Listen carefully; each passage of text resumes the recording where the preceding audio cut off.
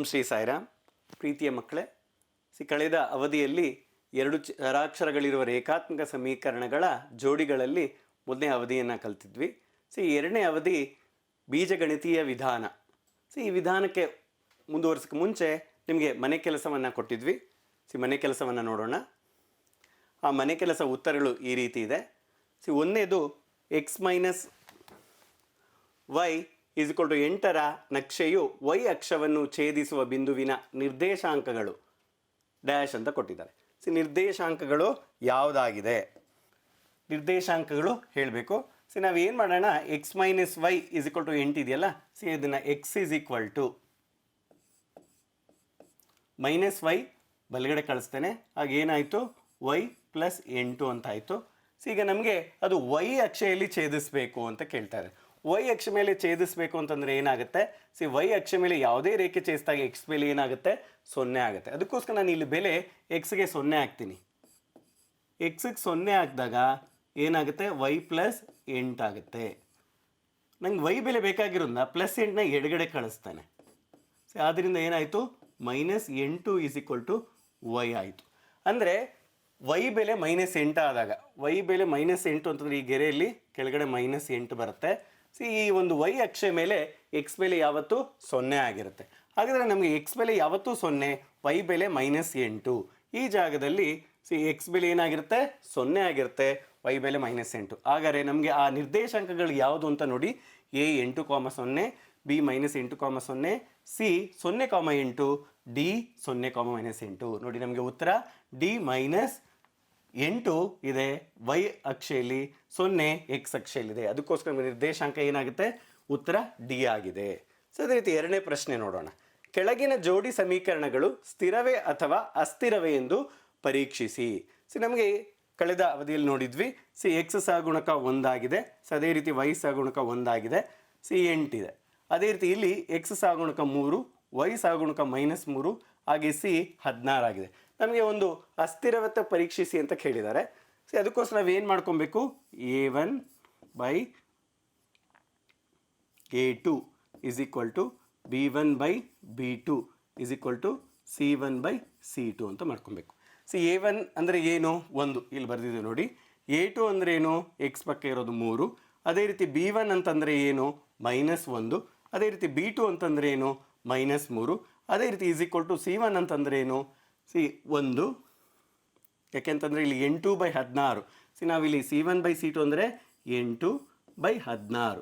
ಇದನ್ನು ನಾವು ಛೇದ ಮಾಡಿದಾಗ ಏನು ಬರುತ್ತೆ ನೋಡಿ, 1/2. ಅದೇ ಇಲ್ಲಿ ಬರೆದಿದ್ದೇವೆ, 1/2. C1 ಅಂತಂದರೆ 8, C2 ಅಂತಂದರೆ 16. 8, 16ನ ನಾವು ಭಾಕಾರ ಮಾಡಿದಾಗ 1/2 ಬರುತ್ತೆ. ನಮಗೆ 1/3 ಇಲ್ಲಿ ಮೈನಸ್ ಇದೆ.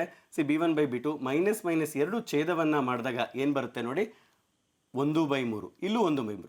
ಅಂದರೆ ಈ 1/3 ಈಸ್ ಈಕ್ವಲ್ ಟು 1/3 ಆಗುತ್ತೆ. ಆದರೆ 1/2ಕ್ಕೆ ಏನಾಗಲ್ಲ, ಸಮ ಆಗಲ್ಲ. ಅದಕ್ಕೋಸ್ಕರ ಈ ಒಂದು ಸಮೀಕರಣ ನಮಗೆ A1/A2 is equal to B1/B2 C1/C2 ಆಗದೇ ಇದ್ದಾಗ ನಾವೇನಂತ ಕರಿತೇವೆ, ಅಸ್ಥಿರ ಅಂತ ಕರಿತೇವೆ. ಅಸ್ಥಿರ ಅಂತಂದ ಏನಾಗುತ್ತೆ, ಎರಡೂ ರೇಖೆಗಳು ಸಮಾಂತರವಾಗಿ ಹೋಗಿರುತ್ತೆ. ಮೂರನೇ ಪ್ರಶ್ನೆಗೆ A1/A2, B1/B2 ಮತ್ತು C1/C2 ಅನುಪಾತಗಳನ್ನು ಪರಿಶೀಲಿಸಿ. ಕೆಳಗಿನ ಜೋಡಿ ಸಮೀಕರಣಗಳ ನಕ್ಷೆಗಳು ಸಮಾಂತರವೇ ಅಥವಾ ಐಕ್ಯವಾಗುತ್ತವೆಯೇ ತಿಳಿಸಿ ಅಂತ ಕೇಳ್ತಾರೆ. ಇದೇ ರೀತಿ ಇಲ್ಲಿ ಮಕ್ಕಳೇ, ಇಲ್ಲಿ A1/A2, B1/B2 ಮತ್ತು C1/B2 ನೋಡಿ. A1 ಅಂತಂದ್ರೆ ಏನು, 6. ಅದೇ ರೀತಿ ಇಲ್ಲಿ A2 ಅಂತಂದರೆ 2. ಅದೇ ರೀತಿ ಇಲ್ಲಿ B1 ಅಂದರೆ -3. ಅದೇ ರೀತಿ B2 ಅಂದರೆ -1. C1 ಅಂತಂದರೆ ಏನು, 10. ಅದೇ ರೀತಿ C2 ಅಂದರೆ 9. ಮಕ್ಕಳು ನಮಗೆ ತಿಳ್ಕೊಂಡಿರಬೇಕು, C1/C2 ಬಲಗಡೆ ಇದೆ ಅಂತಂದರೆ ಸಮೀಕರಣವನ್ನು ಸಾಮಾನ್ಯ ರೂಪದಲ್ಲಿ ಬರಿಬೇಕು. ಬರೆದಾಗ ಈ ಕಡೆ ಬಂದಾಗ 10 ಆಗಿದೆ, ಇಲ್ಲಿ 9 ಇದೆ. ಅದಕ್ಕೋಸ್ಕರ ನಮಗೆ ಇಲ್ಲಿ 6/2 ಅಂತಂದರೆ ಏನು ಮಾಡ್ಬೋದು, 2 1 2 3 ಇಲ್ಲಿ ಅಷ್ಟೇ ಮೈನಸ್ ಏನಾಗುತ್ತೆ, ಕ್ಯಾನ್ಸಲ್ ಆಗುತ್ತೆ. ಅದೇ ರೀತಿ ಇಲ್ಲಿ 10/9 ಅಂತಿದೆ C1/C2. ಅಂದರೆ ನಮಗೆ 3/1 ಈಸ್ ಈಕ್ವಲ್ ಟು 3/1. 10/9 ಮಾತ್ರ ಏನಾಗ್ತಿಲ್ಲ, ಸಮ ಆಗ್ತಿಲ್ಲ. ಹಾಗಾದರೆ ಈ ಎರಡು ಭಿನ್ನರಾಶಿ ಮಾತ್ರ ಸಮ ಆಗ್ತಿದೆ ಅಂತಂದರೆ ನಮಗೆ ಒಂದು ಸಾಮಾನ್ಯ ರೂಪ ಏನಂತ ಹೇಳುತ್ತೆ, A1/A2 is equal to B1/B2 ಬಂದಾಗ ನಮಗೆ ರೇಖೆಗಳು ಯಾವ ರೀತಿ ಇರುತ್ತೆ, ಸಮಾಂತರವಾಗಿರುತ್ತೆ. ಅದಕ್ಕೋಸ್ಕರ ನಮಗೆ ಈ ಸಮಾಂತರವಾಗಿರುವಂಥದ್ದೆಲ್ಲ ಏನು ಅಂತ ಕರಿತೇವೆ, ಅಸ್ಥಿರವಾಗಿರುತ್ತೆ ಅಂತ ಹೇಳಿದ್ವಿ. ಅದೇ ರೀತಿ 4ನೇ ಪ್ರಶ್ನೆಯನ್ನು ನೋಡೋಣ. 4ನೇ ಪ್ರಶ್ನೆ x minus y is equal to -1 ಮತ್ತು 3x + 2y is equal to 12 ಸಮೀಕರಣಗಳ ನಕ್ಷೆಯನ್ನು ಎಳೆದು ಇವು x ಅಕ್ಷದೊಂದಿಗೆ ಛೇದಿಸಿದಾಗ ಉಂಟಾಗುವ ತ್ರಿಭುಜದ ಶೃಂಗಗಳ ನಿರ್ದೇಶಾಂಕಗಳನ್ನು ಬರೆಯಿರಿ. ಬರೆದ ಮೇಲೆ ತ್ರಿಭುಜದ ವಲಯವನ್ನು ಛಾಯೀಕರಿಸಿ ಅಂತ ಕೇಳಿದ್ದಾರೆ. ನಾವಿಲ್ಲಿ ಒಂದು ನಕ್ಷೆಯನ್ನು ಬರೆದಿದ್ವಿ ಎಕ್ಸ್ ಮತ್ತು ವೈ. ಅದೇ ರೀತಿ ಈ ಥರ ಶೃಂಗಗಳು, ತ್ರಿಭುಜದ ಶೃಂಗಗಳು ಬರೋಕ್ಕೆ ಮುಂಚೆ ಆ ಒಂದು ನಕ್ಷೆಯಲ್ಲಿ ಪ್ರತಿಯೊಂದು ಬಿಂದುವನ್ನು ಹಾಕಿದ್ದೇವೆ ಮತ್ತು ಇದೇ ರೀತಿ ಇನ್ನೊಂದು ರೇಖೆಗೆ ಬಿಂದುಗಳು ಹಾಕಿದ್ದೇವೆ. ಈ ಎರಡೂ ರೇಖೆಗಳು ಎಕ್ಸ್ ಅಕ್ಷಗೆ ನಮಗೆ ಕೇಳಿರುವಂಥ ಒಂದು ಪ್ರಶ್ನೆ ಏನಂತ ಕೇಳಿದರೆ ಎಕ್ಸ್ ಅಕ್ಷದೊಂದಿಗೆ ಛೇದಿಸಿದಾಗ ಈ ರೇಖೆ ಅದೇ ರೀತಿ ಎಕ್ಸ್ ಅಕ್ಷಗೆ ಛೇದಿಸಿದ್ರೆ ಇಲ್ಲೊಂದು ಬಿಂದು ಬರುತ್ತೆ. ಈ ಒಂದು ರೇಖೆ ಎಕ್ಸ್ ಅಕ್ಷದಲ್ಲಿ ಛೇದಿಸಿದಾಗ ಏನು ಬರುತ್ತೆ ನೋಡಿ, ಇಲ್ಲಿ ಮೈನಸ್ ಬಿಂದುವಲ್ಲಿ ಛೇದಿಸ್ತಾ ಇದೆ. ಇದು ನಿರ್ದೇಶಾಂಕ ಏನು? ನಮಗೆ ಎಕ್ಸ್ -1 ಆಗಿದೆ, ವೈ ಬೆಲೆ ಏನಾಗಿದೆ 0 ಆಗಿದೆ. ಅದೇ ರೀತಿ ಈ ಒಂದು ರೇಖೆಯು ಎಕ್ಸ್ ಅಕ್ಷಗೆ ಎಲ್ಲಿ ಛೇದಿಸ್ತಾ ಇದೆ ನೋಡಿ, ಇಲ್ಲಾಗಿದೆ. ಎಷ್ಟು? 4,0. ಈ ಎರಡೂ ಛೇದಿಸಿದ ಮೇಲೆ ಈ ಎರಡೂ ರೇಖೆಗಳು ಇಲ್ಲಿ ಒಂದು ಬಿಂದುವಲ್ಲಿ ಛೇದಿಸ್ತಾ ಇದೆ. ಎಲ್ಲಿ? 2,3. ಈ 3 ಬಿಂದುಗಳು ಏನಾಗ್ತಿದೆ ನಮಗೆ ತ್ರಿಭುಜವನ್ನು ಉಂಟು ಮಾಡ್ತಾ ಇದೆ. ಅದೇ ಇಲ್ಲಿ ಬರೆದಿದ್ದೇವೆ ನೋಡಿ, ತ್ರಿಭುಜದ ಶೃಂಗಗಳ ನಿರ್ದೇಶಾಂಕಗಳು 2,3, ಅದೇ ರೀತಿ -1,0, ಅದೇ ರೀತಿ 4,0. ಈ 3 ನಿರ್ದೇಶಾಂಕ ಶೃಂಗಗಳು ನಮಗೆ ಒಂದು ತ್ರಿಭುಜವನ್ನು ಉಂಟು ಮಾಡ್ತಾ ಇದೆ. ಅದನ್ನು ಏನು ಮಾಡಿ ಅಂತ ಕೇಳಿದರೆ ಛಾಯೀಕರಿಸಿ ಅಂತ ಕೇಳಿದ್ದಾರೆ. ಅದನ್ನು ನಾವೇನು ಮಾಡ್ತಾಯಿವಿ, ಅದನ್ನು ಛಾಯೀಕರಿಸ್ತಾ ಇದ್ದೇವೆ. ಅವ್ರು ಎಕ್ಸ್ ಅಕ್ಷ ಕೇಳಿದಾಗ ನಾವೇನು ಮಾಡ್ತೀವಿ, ಈ ತ್ರಿಭುಜ ತೊಗೊತೀವಿ. ಅದೇ ಅವ್ರು ಏನಾದ್ರು ವೈ ಅಕ್ಷಗೆ ತೊಗೊಂಡಿದ್ರೆ ನಾವೇನು ಮಾಡಬೇಕಾಗಿತ್ತು, ಈ ಒಂದು ತ್ರಿಭುಜವನ್ನು ತೆಗೆದುಕೊಂಡು ನಾವೇನು ಮಾಡ್ತಾಯಿದ್ವಿ, ಇದನ್ನು ಛಾಯೀಕರಿಸ್ತಾ ಇದ್ವಿ. ಮಕ್ಕಳೇ ಅರ್ಥ ಆಯ್ತಲ್ಲ? ಏನಾದರೂ ನಿಮಗೆ ಪ್ರಶ್ನೆಗಳಿದ್ದರೆ ಇನ್ನೊಂದು ಸರಿ ನೋಡಿ ನೀವು ಬಗೆಹರಿಸ್ಕೊಳ್ಳಿ.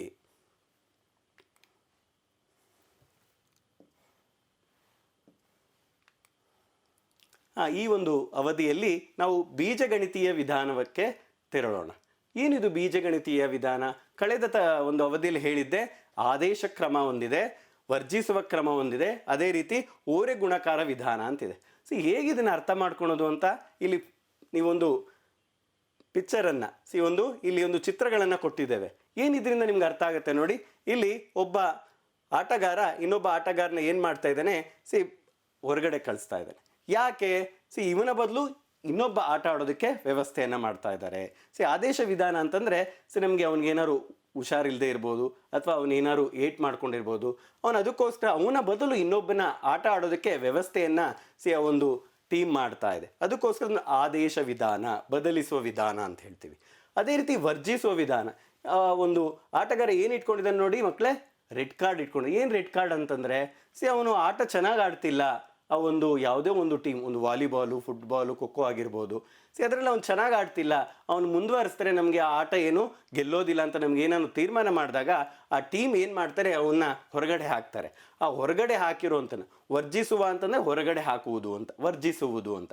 ಆ ಹೊರಗಡೆ ಹಾಕೋದನ್ನು ಅವನ್ನ ತೆಗೆದ್ರೆ ನನ್ನ ಒಂದು ಆಟ ತುಂಬ ಚೆನ್ನಾಗಿ ಮುಂದುವರಿಸುತ್ತೆ, ಗೆಲುವನ್ನು ತರುತ್ತೆ ಅಂತ ಹೇಳುತ್ತೆ. ಅದನ್ನು ವರ್ಜಿಸುವ ಕ್ರಮ ಅಂತ ಹೇಳ್ತೀವಿ.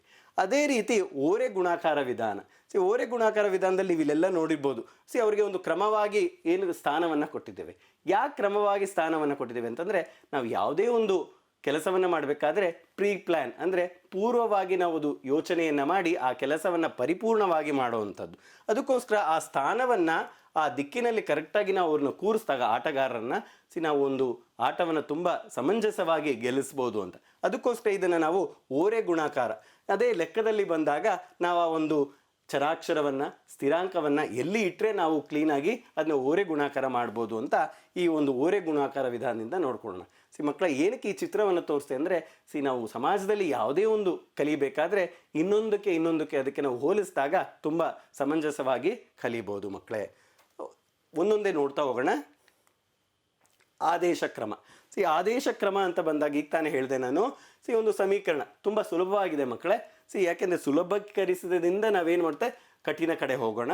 ಮಕ್ಕಳಿಗೆ ಯಾವುದೂ ಭಯ ಬೇಡ ಗಣಿತ ಅಂತಂದರೆ. ಅದಕ್ಕೋಸ್ಕರ ಒಂದು ಸಮೀಕರಣವನ್ನು ನೋಡೋಣ. ನೋಡಿ, x plus y is equal to 14, ಅದೇ ರೀತಿ x minus y is equal to 4 ಅಂತಿದೆ. ನಾನು ಏನು ಮಾಡ್ತೇನೆ, ಈ ಒಂದು ಮೊದಲ ಸಮೀಕರಣವನ್ನು ವೈ ಅಲ್ಲೇ ಇಟ್ಕೊಂಡು 14 ಬಲಗಡೆ ಇದೆ, ಎಕ್ಸ್ ಎಡಗಡೆ ಇರೋದನ್ನು ಬಲಗಡೆ ಕಳಿಸ್ತೇನೆ. ಅದಕ್ಕೋಸ್ಕರ ಏನಾಯಿತು, -x ಆಯಿತು. ಅದನ್ನು ಸಮೀಕರಣ 1 ಅಂತ ತಿಳ್ಕೊತೀನಿ. ಯಾಕೆ? ವೈನ ಒಂದು ನಾನು ಆ ಬೆಲೆಯನ್ನು ಇನ್ನೊಂದು ಸಮೀಕರಣದಲ್ಲಿ ಹಾಕಿದಾಗ ಆದೇಶಿಸಿದಾಗ ಅದನ್ನು ಬದಲಿಸಿದಾಗ ಇನ್ನೊಂದು ಬೆಲೆಯನ್ನು ಕಂಡುಹಿಡಿಯುವಂಥದ್ದು. ಇದನ್ನ ಏನಂತ ಕರಿತೇವೆ ಮಕ್ಕಳೇ? ಆದೇಶ ವಿಧಾನ ಅಂತಲೇ. Very good. ಅದಕ್ಕೋಸ್ಕರ ನೋಡಿ ಇಲ್ಲಿ ಎರಡನೇ ಒಂದು ಸಮೀಕರಣವನ್ನು ಎಕ್ಸ್ ಮೈನಸ್ ಈ ಏನು ವೈ ಜಾಗದಲ್ಲಿ ಏನು ಮಾಡ್ತಾ ಇದ್ದೀನಿ ನಾನು? 14 ಮೈನಸ್ ಎಕ್ಸ್ ಆಗ್ತಾ ಇದ್ದೀನಿ. ಮೈನಸ್ ಹಾಗೇ ಇದೆ. ವೈ ಜಾಗದಲ್ಲಿ ಏನಾಗ್ತಾ ಇದ್ದೀನಿ? 14 minus x is equal to 4 ಆಗಿದೆ. ಈ ವೈ ಜಾಗದಲ್ಲಿ ಏನಾಗ್ತಿದ್ದೀನಿ? 14 ಮೈನಸ್ ಎಕ್ಸ್. ಸರಿ, ಏನಾಗುತ್ತೆ? ಎಕ್ಸ್ ಮೈನಸ್ 14 ಈ ಮೈನಸ್ಸಿಂದ ಎರಡು ಕಡೆಯೂ ಗುಣಾಕಾರ ಮಾಡೋದ್ರಿಂದ ನಾನು ಏನು ಮಾಡ್ತಾ ಇದ್ದೀನಿ? ಒಂದು ಬ್ರ್ಯಾಕೆಟನ್ನು ಹಾಕಿದ್ದೇನೆ.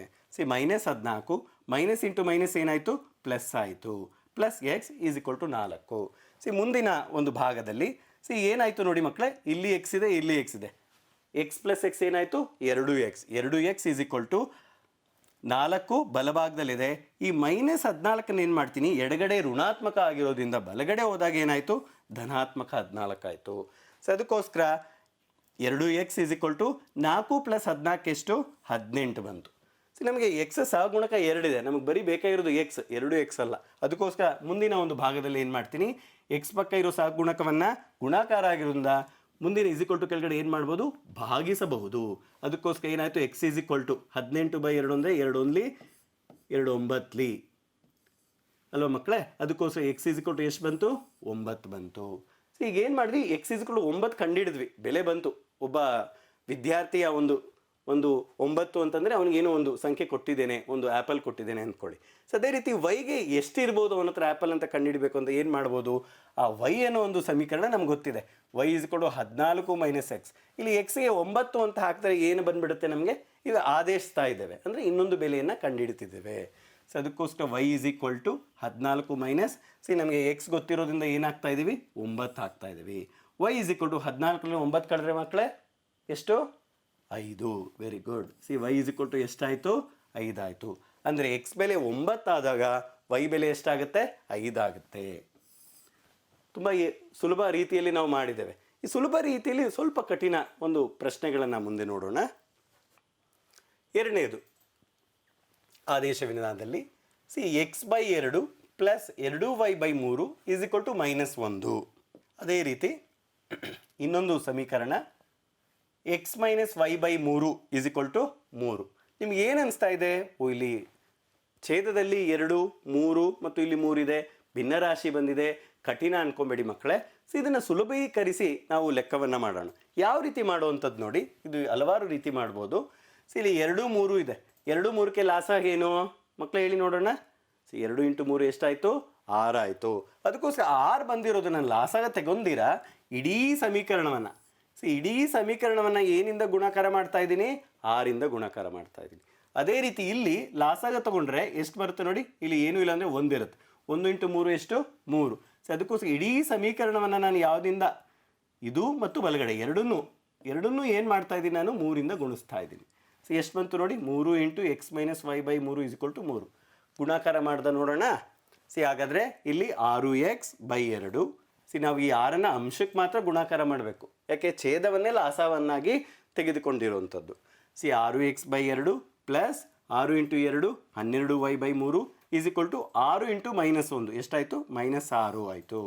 ಅದೇ ರೀತಿ ಬಲಗಡೆ ಇನ್ನೊಂದು ಸಮೀಕರಣ 3x 3 × -y -3y/3 is equal to 3 × 3 9. ಎರಡನೇ ಸಮೀಕರಣ. ಈಗ ನಮಗೆ ಛೇದ ಆಗುವಂಥದ್ದನ್ನು ಸರಳೀಕರಿಸಿಬಿಡೋಣ. ಏನಾಯಿತು? 2 1 2 3 ಏನಾಯಿತು? 3x ಬಂತು. ಅದೇ ರೀತಿ 3 1 3 4 ಎಷ್ಟು ಬಂತು ನೋಡಿ? 4y ಬಂತು ಈಸ್ ಈಕ್ವಲ್ ಟು -6. ಅದೇ ರೀತಿ ಬಲಗಡೆ 3x ಮೈನಸ್ ಇಲ್ಲಿ 3 1 1 ಏನಾಯಿತು? -y ಈಸ್ ಈಕ್ವಲ್ ಟು 9 ಆಯಿತು. ನೋಡಿ, ಈ ಒಂದು ಭಿನ್ನರಾಶಿಯಲ್ಲಿರೋದನ್ನು ಸರಳೀಕರಿಸ್ಬಿಟ್ವಿ ನಾವು. ಈ ಸರಳೀಕರಿಸಿರೋವನ್ನ ಲೆಕ್ಕವನ್ನು ನಾವು ಮುಂದುವರಿಸ್ತಾ ಹೋಗ್ಬೋದು. ಯಾರೂ ಭಯಪಡುವ ಅವಶ್ಯಕತೆ ಇಲ್ಲ. ಭಿನ್ನರಾಶಿ ಬಂದಾಗ ಈ ರೀತಿ ಲಾಸವನ್ನು ಇಡೀ ಸಮೀಕರಣದಿಂದ ನಾವು ಗುಣಿಸಿದಾಗ ನಾವು ಯಾವುದೇ ಒಂದು ಸರಳ ರೂಪಕ್ಕೆ ಒಂದು ಸಮೀಕರಣವನ್ನು ತರಬಹುದು ಅಂತ ತಿಳ್ಕೊಬೇಕು ಮಕ್ಕಳೇ. ಈಗ ಮುಂದೆ ನಾವೇನು ಮಾಡಬೇಕು? ಆದೇಶ ವಿಧಾನವನ್ನು ಮಾಡಬೇಕು. ಯಾವ್ದು ರೀತಿ ಬೇಕಾದ್ರೂ ತೊಗೊಬೋದು. ನೀವು ಒಂದನೇ ಸಮೀಕರಣ ವೈಯನ್ನು ಇಟ್ಕೊಂಡು ಎರಡನೇ ಸಮೀಕರಣಕ್ಕೆ ಹಾಕ್ಬೋದು, ಅಥವಾ ಎರಡನೇ ಸಮೀಕರಣದಲ್ಲಿ ವೈ ಇಟ್ಕೊಂಡು ಮೊದಲನೇ ಸಮೀಕರಣದಲ್ಲಿ ಹಾಕ್ಬೋದು. ಇಲ್ಲಿ ಏನು ಮಾಡ್ತಾ ಇದ್ದೀನಿ ಅಂತಂದರೆ ನೋಡಿ, ಇಲ್ಲಿ ನಾನು ವೈಗೆ ಸಮೀಕರಣವನ್ನು ಮೊದಲನೇ ಸಮೀಕರಣದಲ್ಲಿ ಹಾಕ್ತಾ ಇದ್ದೀನಿ. ಇಲ್ಲಿ ವೈನ ಸುಲಭ ರೂಪಕ್ಕೆ ತರ್ತೇನೆ. 3x ಮೈನಸ್ ವೈ ಇಸ್ ಕೊಟ್ಟು 9 ಇದೆ. ನಾನೇನು ಮಾಡ್ತೀನಿ, ಮೈನಸ್ ವೈನ ಆ ಕಡೆ ತೊಗೊಂಡೋಗ್ತೀನಿ, ಬಲಗಡೆ ತೊಗೊಂಡೋದಾಗೆ ವೈ ಬಂತು, ಇಲ್ಲೇ ಬರ್ದಿದ್ದೀವಿ ನೋಡಿ, ಇಸ್ ಈಕ್ವಲ್ ಟು 9ನ ಈ ಕಡೆ ತಂದಿದ್ದೀವಿ, ಏನು ತಂದಿದ್ವಿ, -9, ಇಲ್ಲಿ 3x ಅಂತ ಬಂತು ನೋಡಿ, ಇಲ್ಲೇ ಬರ್ದಿದ್ದೇವೆ.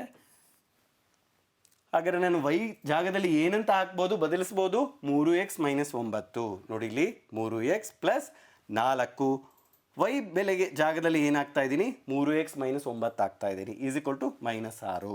ಸೊ ಈಗ ನಾನು 4ನ್ನು ಈ ಒಂದು ದ್ವಿಪದದಿಂದ ಗುಣಾಕಾರ ಮಾಡ್ತೇನೆ. ಸೊ ಏನಾಯಿತು ನೋಡಿ, 3x ಪ್ಲಸ್ 4 3ಲಿ 12x ಬರೆದಿದ್ದೇನೆ.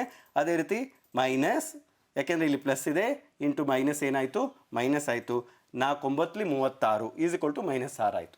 ನೋಡಿ ಮಕ್ಕಳೇ, ಇಲ್ಲಿ ಸಮೀಕರಣ ಬಂದಿದೆ. ಈಗ ನಮಗೆ ಏನಾಯ್ತು ನೋಡಿ, ಈ ಸಮೀಕರಣದಲ್ಲಿ ವೈ ಅನ್ನೋದು ಇಲ್ಲೇ ಇಲ್ಲ, ಬದಲಿಸ್ಬಿಟ್ವಿ, ಬರೀ ಎಕ್ಸ್ ಅನ್ನೋ ಸಮೀಕರಣ ಮಾತ್ರ ಬಂದಿದೆ. ಅದಕ್ಕೋಸ್ಕರ ಏನು ಮಾಡ್ಬೋದು, 3x ಪ್ಲಸ್ 12x ಎಷ್ಟಾಯಿತು, 15x ಆಯಿತು. ನಾನೇನು ಮಾಡ್ತೀನಿ, ಚರಾಕ್ಷರಗಳಿರೋದನ್ನು ಎಡಗಡೆ ಇಟ್ಕೊತೀನಿ, ಸ್ಥಿರಾಂಕವಿರೋವೆಲ್ಲ ಬಲಗಡೆ ಕಳಿಸ್ತೀನಿ. ಯಾಕೆ, ಸ್ಥಿರಾಂಕ ನನಗೆ ಕಂಡುಹಿಡಬೇಕು, ಎಕ್ಸ್ ಬೆಲೆ ಕಂಡುಹಿಡಬೇಕಾಗಿರೋದ್ರಿಂದ ಎಕ್ಸ್ ಅನ್ನೋದು ಮಾತ್ರ ಎಡಗಡೆ ಇರುತ್ತೆ. ಸೊ ಅದಕ್ಕೋಸ್ಕರ 36ರಲ್ಲಿ 6 ಕಳೆದರೆ ಎಷ್ಟು ಮಕ್ಕಳೇ, 30 ಬಂತು. 15x ಎಡಗಡೆ ಇದೆ, ನನಗೆ 15x ಬೇಡ, ಏನು ಬೇಕು, ಎಕ್ಸ್ ಮಾತ್ರ ಬೇಕು ಮಕ್ಕಳೇ. ಇಲ್ಲಿ 15x is equal to 30. See ಅಂದರೆ ಎಕ್ಸ್ ಬೆಲೆ ಏನಾಯ್ತು ನೋಡಿ, ಎಕ್ಸ್ ಸಹಗುಣಕ 15 ಇರೋದ್ರಿಂದ ಭಾಗಿಸಿದಾಗ ಏನಾಗುತ್ತೆ, x is equal to 30/15. See 15 only, 15 2ಲಿ, ಹಾಗಾದ್ರೆ ಎಕ್ಸ್ ಬೆಲೆ ಎಷ್ಟು ಬಂತು, 2 ಬಂತು. ಸಿ ಇದುವರೆಗೂ ನಾವು ಏನು ಮಾಡ್ತಾ ಇದ್ದೀವಿ, ಆದೇಶ ವಿಧಾನವನ್ನು.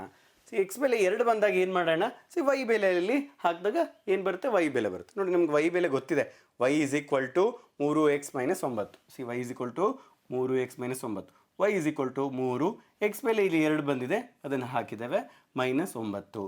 ವೈ ಈಸ್ ಈಕ್ವಲ್ ಟು 3 2ಲಿ 6 -9, 6 ಮೈನಸ್ 9. ಸಿ 6 ಮೈನಸ್ 9 ಅಂದರೆ -3.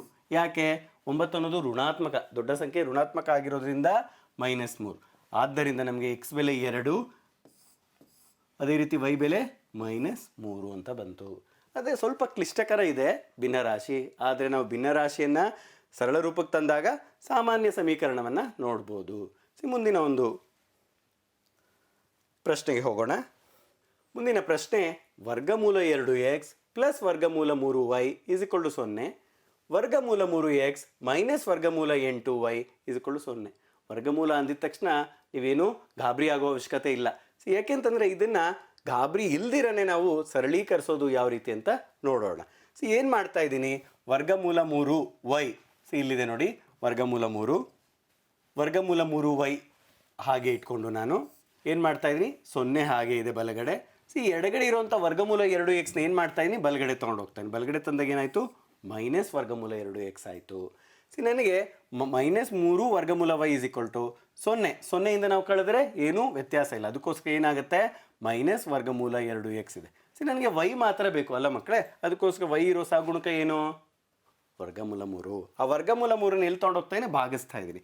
ಆದ್ದರಿಂದ y ಬೆಲೆ ಎಷ್ಟು ಬಂತು ನೋಡಿ, ಮೈನಸ್ ವರ್ಗಮೂಲ 2 ಭಾಗಿಸು ವರ್ಗಮೂಲ 3 ಇಂಟು ಎಕ್ಸ್. ನಮಗೆ ಈ ವೈಯನ್ನು ತೆಗೆದುಕೊಂಡು ಇನ್ನೊಂದು ಸಮೀಕರಣದಲ್ಲಿ ನಾನು ಆದೇಶಿಸಿದಾಗ ಬೆಲೆಯನ್ನು ಕಂಡುಹಿಡಿಬೋದು. ನೋಡೋಣ. ವರ್ಗಮೂಲ 3x ಮೈನಸ್ ವರ್ಗಮೂಲ 2y is equal to 0, minus ವರ್ಗಮೂಲ 8y ಇದೆ ಅಲ್ವಾ, ಮೈನಸ್ ವರ್ಗಮೂಲ 8 ಹಾಗೆ ಇಟ್ಕೊಂಡಿದ್ದೀನಿ. ಏನಾಗ್ತಾ ಇದ್ದೀನಿ, ವೈ ಸ್ಥಾನಕ್ಕೆ ಮಾತ್ರ ನಾನು ಏನಾಗ್ತಾ ಇದ್ದೀನಿ, ಈ ಬೆಲೆಯನ್ನು ಹಾಕ್ತಾ ಇದ್ದೀನಿ. ಎಷ್ಟು ವೈ ಬೆಲೆ, ಮೈನಸ್ ವರ್ಗಮೂಲ 2 ಬೈ ವರ್ಗಮೂಲ 3x ಈಸ್ ಈಕ್ವಲ್ ಟು 0. ಈಗ ಏನು ಮಾಡಬೇಕು ನಾವು, ಈ ಒಂದು ಮೈನಸ್ ವರ್ಗಮೂಲ 8ಅನ್ನು ಈ ಒಂದು ಪದಕ್ಕೆ ಮತ್ತು ಸಂಖ್ಯೆಗೆ ಎರಡಕ್ಕೂ ಏನು ಮಾಡಬೇಕು, ಗುಣಿಸಬೇಕು. ವರ್ಗಮೂಲ 3x ಹಾಗೆ ಬರ್ಕೊಂಡಿದ್ದೀನಿ, ಇಲ್ಲಿ ಮೈನಸ್ ಇದೆ ಮತ್ತು ಇಲ್ಲಿ ಒಳಗಡೆ ಮೈನಸ್ ಇರೋದ್ರಿಂದ ಮೈನಸ್ ಇಂಟು ಮೈನಸ್ ಏನಾಯಿತು, ಪ್ಲಸ್ ಆಯಿತು. ಅದಕ್ಕೆ ಚಿಹ್ನೆಯನ್ನು ನೀವು ತುಂಬ ಸೂಕ್ಷ್ಮವಾಗಿ ಅದಕ್ಕೆ ಕಡೆ ನೋಡಬೇಕಾಗತ್ತೆ. ಇಲ್ಲಾಂದರೆ ಏನು ಮಾಡ್ತೀರಾ, ಒಂಚೂರು ತಪ್ಪಾದರೆ ಕೊನೆಯಲ್ಲಿ ನಿಮಗೆ ಬೆಲೆಗಳು ಬೇರೆ ಬರುತ್ತೆ, ಒಂದು ಧನಾತ್ಮಕ ಋಣಾತ್ಮಕ ತಪ್ಪಾಗ್ಬೋದು. ಅದಕ್ಕೋಸ್ಕರ ಏನು ಮಾಡಿ, ಸೂಕ್ಷ್ಮವಾಗಿ ಮೈನಸ್ ಎಲ್ಲಿದೆ ಪ್ಲಸ್ ಎಲ್ಲಿದೆ ಅಂತ ನೋಡ್ತಾ ಹೋಗಿ ಮಕ್ಕಳೇ. ಮೈನಸ್ ಇಂಟು ಮೈನಸ್ ಏನಾಯಿತು, ಪ್ಲಸ್ ಆಯಿತು. ಇಲ್ಲಿ ವರ್ಗಮೂಲ 8 ಇಂಟು ವರ್ಗಮೂಲ 2. ವರ್ಗಮೂಲದಲ್ಲಿ 8 ಇಂಟು ವರ್ಗಮೂಲ 2 ಎರಡೂ ಸೇರಿದಾಗ ಏನಾಗುತ್ತೆ, ವರ್ಗಮೂಲ 16. ಯಾಕೆ ನಮ್ಗೆ ಗೊತ್ತಿದೆ, ವರ್ಗಮೂಲ a ಇಂಟು ವರ್ಗಮೂಲ b ಯಾವತ್ತೂ ಏನಾಗುತ್ತೆ, ವರ್ಗಮೂಲ ab ಆಗುತ್ತೆ. ಅದಕ್ಕೋಸ್ಕರ ವರ್ಗಮೂಲ 16. ನಮಗೆ ವರ್ಗಮೂಲ 16 ಒಂದು ಪೂರ್ಣ ಸಂಖ್ಯೆಯ ಒಂದು ವರ್ಗ ಏನಾಗುತ್ತೆ. ವರ್ಗಮೂಲ 16ನ ನಾವು ಏನಂತ ಬರಿಬೋದು, 4 ಅಂತ ಬರಿಬೋದು. 4 ಅನ್ನೋದು ಒಂದು ಪೂರ್ಣ. 16 ಅನ್ನೋದು ಒಂದು ಪೂರ್ಣ ವರ್ಗಮೂಲ ಆಗಿದೆ, ಅದು ಬಂದಾಗ 4 ಅನ್ನೋದು ಬಂತು ಪೂರ್ಣವಾಗಿ. ಸೊ ಅದಕ್ಕೋಸ್ಕರ ವರ್ಗಮೂಲ 3 ಭಾಗಿಸ್ತಲ್ಲಿದೆ. ಸೊ ಮುಂದಿನ ಒಂದು ಸ್ಟೆಪ್ಪಿಗೆ ಹೋಗೋಣ. ವರ್ಗಮೂಲ 3x ಪ್ಲಸ್ ಈಗ ತಾನೇ ಹೇಳಿದೆ ವರ್ಗಮೂಲ 16 ಅಂದರೆ 4 ಭಾಗಿಸು ವರ್ಗಮೂಲ 3 into x is equal to 0. ನಮ್ಗೆ ಏನು ಬೇಕಿಲ್ಲಿ? ಎಕ್ಸ್ ಬೇಕಲ್ವಾ? ನೋಡಿ, ಎರಡರಲ್ಲೂ ಈ ಪದದಲ್ಲೂ ಎಕ್ಸ್ ಇದೆ, ಈ ಪದದಲ್ಲೂ ಎಕ್ಸ್ ಇದೆ. ಸೊ ಈ ದ್ವಿಪದಲ್ಲಿ ಎರಡೂ ಎಕ್ಸ್ ಇರೋದ್ರಿಂದ ಎಕ್ಸನ್ನು ಏನು ಮಾಡ್ತಾ ಇದ್ದೀನಿ? ಸಮಾನವಾಗಿ ತೆಗಿತಾ ಇದ್ದೇನೆ. ಎಕ್ಸ್ ಹೊರಗಡೆ ತೆಗೆದಾಗ ವರ್ಗಮೂಲ 3 ಪ್ಲಸ್ 4 ವರ್ಗಮೂಲ 3 ಇಸ್ ಈಕ್ವಲ್ ಟು 0. ನೋಡಿ, ಎಕ್ಸ್ ಇಂಟು ಇಷ್ಟಿದೆ ಅಲ್ವಾ ಮಕ್ಕಳೇ? ಸೊ ಇದೇನು ನಾವು ಬೇಕಾದ್ರೆ ಲಾಸ ತೆಗಿಬೋದು, ತೆಗಿಬಾರ್ದು ಅಂತೇನಿಲ್ಲ. ಆದರೆ ಸ್ವಲ್ಪ ಯೋಚನೆ ಮಾಡೋಣ. ಬಲಗಡೆ 0 ಇದೆಯಲ್ವಾ? ಈ ಎಕ್ಸ್ ಸಹಗುಣಕ ಏನೇ ಇರಲಿ, ನಾವು ಬಲಗಡೆ ತೊಗೊಂಡು ಹೋದಾಗ ಏನಾಗುತ್ತೆ? 0 ಆಗೋಗುತ್ತೆ. ಅದಕ್ಕೋಸ್ಕರ ಸ್ವಲ್ಪ ನಾವು ಗಮನಿಸಿದಾಗ ಎಕ್ಸ್ ಈಸ್ ಈಕ್ವಲ್ ಟು 0 ಇದೆ. ಈ ಗುಣಿಸು ಇರೋದನ್ನ ಈಸ್ ಈಕ್ವಲ್ ಟು ಆ ಕಡೆ ಹೋದಾಗ ಏನಾಗುತ್ತೆ? ಭಾಗಿಸು ಆಗುತ್ತೆ. ಅದಕ್ಕೋಸ್ಕರ 0 ಯಾವುದೇ ಸಂಖ್ಯೆ ಬರಲಿ ಅದೇನಾಗೋಗುತ್ತೆ? 0 ಆಗೋಗುತ್ತೆ.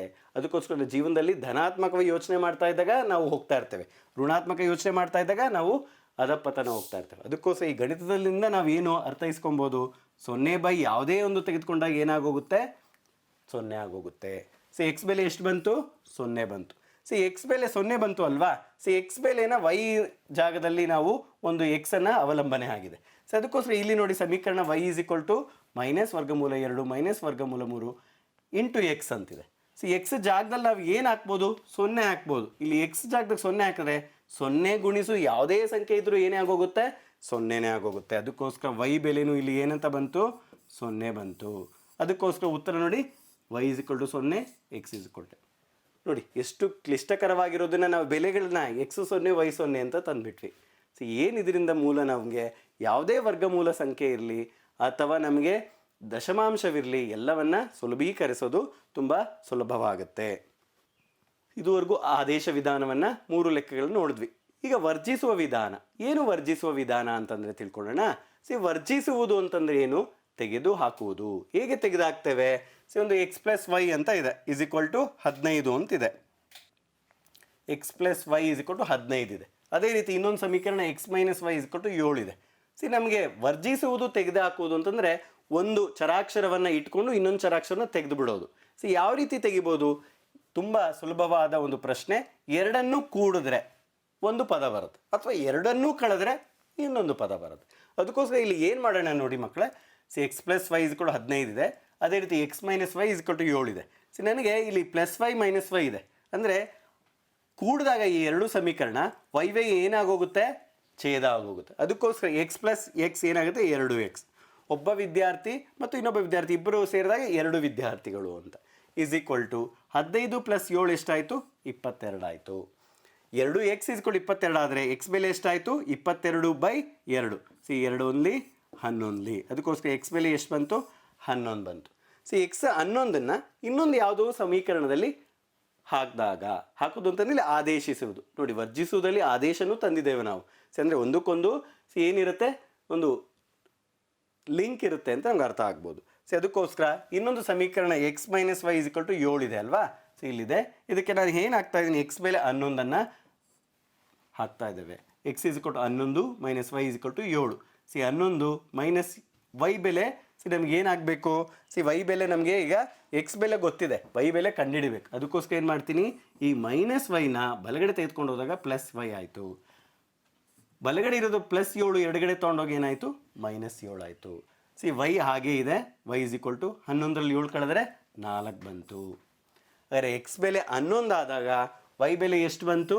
4 ಬಂತು. ಸುಲಭವಾಗಿ ನಾವು ವರ್ಜಿಸೋ ವಿಧವನ್ನು ಒಂದು ಲೆಕ್ಕವನ್ನು ನೋಡಿದ್ವಿ. ಇನ್ನು ಒಂದೆರಡು ಲೆಕ್ಕಗಳನ್ನು ಸ್ವಲ್ಪ ಕ್ಲಿಷ್ಟಕರವಾಗಿರುವಂಥದ್ದನ್ನು ರೂಢಿಸ್ಕೊಳ್ಳೋಣ. ಎರಡನೇ ಪ್ರಶ್ನೆ. 3x minus 5y minus 4 is equal to 0. ಇನ್ನೊಂದು 9x is equal to 2y plus 7 ಅಲ್ವಾ ಮಕ್ಕಳೇ? ಈಗ ಇದನ್ನು ತೆಗೆದುಕೊಂಡು ಹೋಗುವಾಗ ಇಲ್ಲಿ ನಾನು ನಿಮಗೆ ರೆಡ್ಡಲ್ಲಿ ಹೈಲೈಟ್ ಮಾಡಿದ್ದೀನಿ. ಯಾಕೆ ಅಂತಂದರೆ ಎರಡು ಸಾಮಾನ್ಯ ರೂಪದಲ್ಲಿ ಇರಬೇಕು. ತುಂಬ ಮುಖ್ಯವಾಗಿ ಒಂದೇ ಸಾಮಾನ್ಯ ರೂಪದಲ್ಲಿದೆ. ಏನು? ax plus by plus c is equal to 0 ಅಲ್ವಾ? ಆದರೆ ಎರಡನೇದಿಲ್ಲ. ಆ ಎರಡನೇದನ್ನು ನಾವೇನು ತರಬೇಕು? ಸಾಮಾನ್ಯ ರೂಪಕ್ಕೆ ತರಬೇಕು. ಸಾಮಾನ್ಯ ರೂಪದಲ್ಲಿ ಇನ್ನೇನಿಲ್ಲ, ಎಲ್ಲವನ್ನ ಎಡಗಡೆ ತೆಗೆದುಕೊಂಡು ಹೋಗಿ ಬಲಗಡೆ 0 ಹಾಕುವಂಥದ್ದು. ಅದಕ್ಕೋಸ್ಕರ ಬಲಗಡೆ ಇರೋದನ್ನ ನಾನು ಏನು ಮಾಡ್ತಾ ಇದ್ದೀನಿ ನೋಡಿ ಮಕ್ಕಳೇ, 2y ಇದೆ ಪ್ಲಸ್ 7 ಇದೆ. ಅದಕ್ಕೋಸ್ಕರ 2yನ ನಾವು ಎಡಗಡೆ ತಂದೆ ಈಸ್ ಈಕ್ವಲ್ ಟು 7 ಅಲ್ಲಿದೆ ಅಲ್ವಾ. ಅದಕ್ಕೋಸ್ಕರ ಎರಡನ್ನೂ ನಾವು ಸಾಮಾನ್ಯ ರೂಪಕ್ಕೆ ತರೋದು ತುಂಬ ಮುಖ್ಯವಾದದ್ದು. ಅದಕ್ಕೋಸ್ಕರ ನೋಡಿ ಇಲ್ಲಿ ವರ್ಜಿಸೋ ವಿಧಾನ ನಮಗೇನೋ ಬರ್ತಾ ಇದೆ. ಆದರೆ ಅದು ಬರೋಕ್ಕೆ ಮುಂಚೆ ಇಲ್ಲಿ 3x ಇದೆ, ಇಲ್ಲಿ 9x ಇದೆ. ಯಾವುದೇ ಒಂದು ಪದವನ್ನು ನಾವು ತೆಗೆದೇ ಹಾಕಬೇಕು ಅಂತಂದ್ರೆ ಏನು ಮಾಡಬೇಕು, ಎರಡೂ ಸಮೀಕರಣದಲ್ಲಿ ಯಾವುದೋ ಒಂದು ಎಕ್ಸ್ ಸಹಗುಣಕ ಆಗಿರ್ಬೋದು ಅಥವಾ ವೈ ಸಹಗುಣಕ ಆಗಿರ್ಬೋದು, ಎರಡೂ ಏನಾಗಿರಬೇಕು, ಒಂದೇ ಸಂಖ್ಯೆ ಇರಬೇಕು. ಅದಕ್ಕೋಸ್ಕರ ಇಲ್ಲಿ ಇಲ್ಲಿ ಎಕ್ಸ್ ಸಹಗುಣಕ 9 ಇದೆ, ಇಲ್ಲಿ ಎಕ್ಸ್ ಸಹಗುಣಕ ಏನಾಗಿದೆ 3 ಇದೆ. ಯಾವ ಒಂದು ಸಂಖ್ಯೆಯಿಂದ ಗುಣಾಕಾರ ಇದನ್ನು ಮಾಡಿದಾಗ 9x ಬರುತ್ತೆ ಅಂತ ಯೋಚನೆ ಮಾಡಬೇಕು. ಅದಕ್ಕೋಸ್ಕರ ನಾವೇನು ಮಾಡೋಣ, 3xನ 3ರಿಂದ ಗುಣಿಸಿದಾಗ ಏನಾಯಿತು 9x ಆಗುತ್ತೆ. ಅದಕ್ಕೋಸ್ಕರ ಮಾಡ್ತಿದ್ವಿ ನೋಡಿ, ಒಂದು ಸಮೀಕರಣವನ್ನು 3ರಿಂದ ಗುಣಿಸಿದಾಗ 3ಅನ್ನು ಗುಣಿಸ್ತಾ ಇದ್ದೀವಿ. 3 ಇಂಟು ಒಂದನೇ ಸಮೀಕರಣ 3x minus 5y is equal to 4. ಇದನ್ನು ಗುಣಿಸೋಣ. 3 into 3x 9x, 3 into minus 5y minus 15y, 3 into 4 12 ಅಂತ ಬಂತು ಅಲ್ವಾ. ನೋಡಿ ಈಗ ಇದು ಒಂದು ಸಮೀಕರಣ 3 ಅಂತ ಕರೆದೆ. ನೋಡಿ ನಿಮ್ಗೆ ಏನು ಅರ್ಥ ಆಗ್ತಿದೆ, 2 ಮತ್ತು 3 ಸಮೀಕರಣ ಎರಡು ನೋಡಿ ಎಕ್ಸ್ ಗುಣಕಗಳು ಎರಡೂ ಒಂದೇ ಇದೆ. ವೈ ಬೇರೆ ಇದೆ. ನಿಮಗೆ ಬೇಕಾದರೆ ಎಕ್ಸನ್ನು ಹಾಗೆ ನೀವು ಇಟ್ಕೊಂಡು ವೈನೇ ಒಂದೇ ಥರ ಮಾಡಿಕೊಂಡು ಅಲ್ಲೂ ಏನು ಕಂಡುಹಿಡ್ಬೋದು, ವೈ ಛೇದ ಮಾಡಿ ಎಕ್ಸ್ ಬೆಲೆಯನ್ನು ಕಂಡುಹಿಡ್ಬೋದು. ಯಾವ ರೀತಿ ಮಾಡಿದ್ರೂ ಕರೆಕ್ಟ್ ಇದೆ ಮಕ್ಕಳೇ. 3ಅನ್ನು 2ರಿಂದ ಕಳೆದಾಗ ನಾನೇನು ಮಾಡ್ತೀನಿ, 3ಅನ್ನು ಹಾಗೆ ಇಟ್ಕೊಂಡು 2ರಿಂದ ಕಲಿತಾ ಇದ್ದೀನಿ. ಅದಕ್ಕೋಸ್ಕರ ನೋಡಿ 9x minus 2y is equal to 7, ಎರಡನೇದು ಇಲ್ಲಿದೆ. ಮೂರನೇದು 9x minus 15y is equal to 12. ಈ ಎರಡೂ ಸಮೀಕರಣ ನಾವು ಏನು ಮಾಡ್ತಾ ಇದ್ದೀವಿ, ಕಳೀತಾ ಇದ್ದೀವಿ. ಯಾವತ್ತೂ ತಿಳ್ಕೊಳ್ಳಿ, ಕಳೀತಾ ಇದ್ದಾಗ ಎರಡನೇ ಸಮೀಕರಣವನ್ನಿರೋ ಚಿಹ್ನೆಗಳನ್ನ ಏನು ಮಾಡಬೇಕು, ಬದಲಿಸಬೇಕು. ಇಲ್ಲಿ ಏನಿದೆ, ಇಲ್ಲಿ ಪ್ಲಸ್ ಇದೆ, ಅದಕ್ಕೋಸ್ಕರ ನಾವು ಏನು ಮಾಡ್ತಾ ಇದ್ದೀವಿ, ಮೈನಸ್ ಮಾಡ್ತಾ ಇದ್ದೀವಿ. ಇಲ್ಲಿ ಮೈನಸ್ ಇತ್ತು, ಅದಕ್ಕೋಸ್ಕರ ಏನು ಮಾಡ್ತಾ ಇದ್ದೀವಿ, ಪ್ಲಸ್ ಮಾಡ್ತಾ ಇದ್ದೀವಿ. ಇಲ್ಲಿ ಏನಿತ್ತು 12ಕ್ಕೆ ಪ್ಲಸ್ ಇತ್ತು, ಮೈನಸ್ ಮಾಡ್ತಾ ಇದ್ದೀವಿ. ಕಳೀತಾ ಇರೋದ್ರಿಂದ ಚಿಹ್ನೆಗಳು ಬದಲಾಗುತ್ತೆ. ಅದರಿಂದ 9 ಮೈನಸ್ 9x ಏನಾಯಿತು, ಛೇದ ಆಯಿತು. ನಮಗೆ ಇಲ್ಲಿ ಮೈನಸ್ 2y ಇದೆ, ಇಲ್ಲೇನಾಯಿತು ಪ್ಲಸ್ 15. 15ರಲ್ಲಿ 2 ಕಳೆದ್ರೆ ಎಷ್ಟು, 13y ಬಂತು. ಅದೇ ರೀತಿ ಮೈನಸ್ 12ರಲ್ಲಿ 7 ಕಳೆದ್ರೆ ಎಷ್ಟು, ಮೈನಸ್ 5 ಆಯಿತು. ನಮಗೆ ಬೇಕಾಗಿರೋದು ವೈ ಅಷ್ಟೇ ಅಲ್ವಾ. ವೈನ ಎಡಗಡೆ ಹಾಗೆ ಇಟ್ಕೊಂಡು 13ಅನ್ನು ಬಲಗಡೆ ಕಳಿಸ್ತಾನೆ, ಛೇದ ಆಗುತ್ತೆ. ಮೈನಸ್ 5/13. ವೈ ಬೆಲೆ ಬಂತು ನಮಗೆ. ವೈ ಬೆಲೆ ಬಂತು ಅಂತಂದರೆ ನಾವು ಇನ್ನೊಂದು ಸಮೀಕರಣ ವೈಲಿ ಇಟ್ಕೊಂಡು ಎಕ್ಸ್ ಬೆಲೆಯನ್ನು ಕಂಡುಹಿಡಿಬೋದು. ನೋಡೋಣ.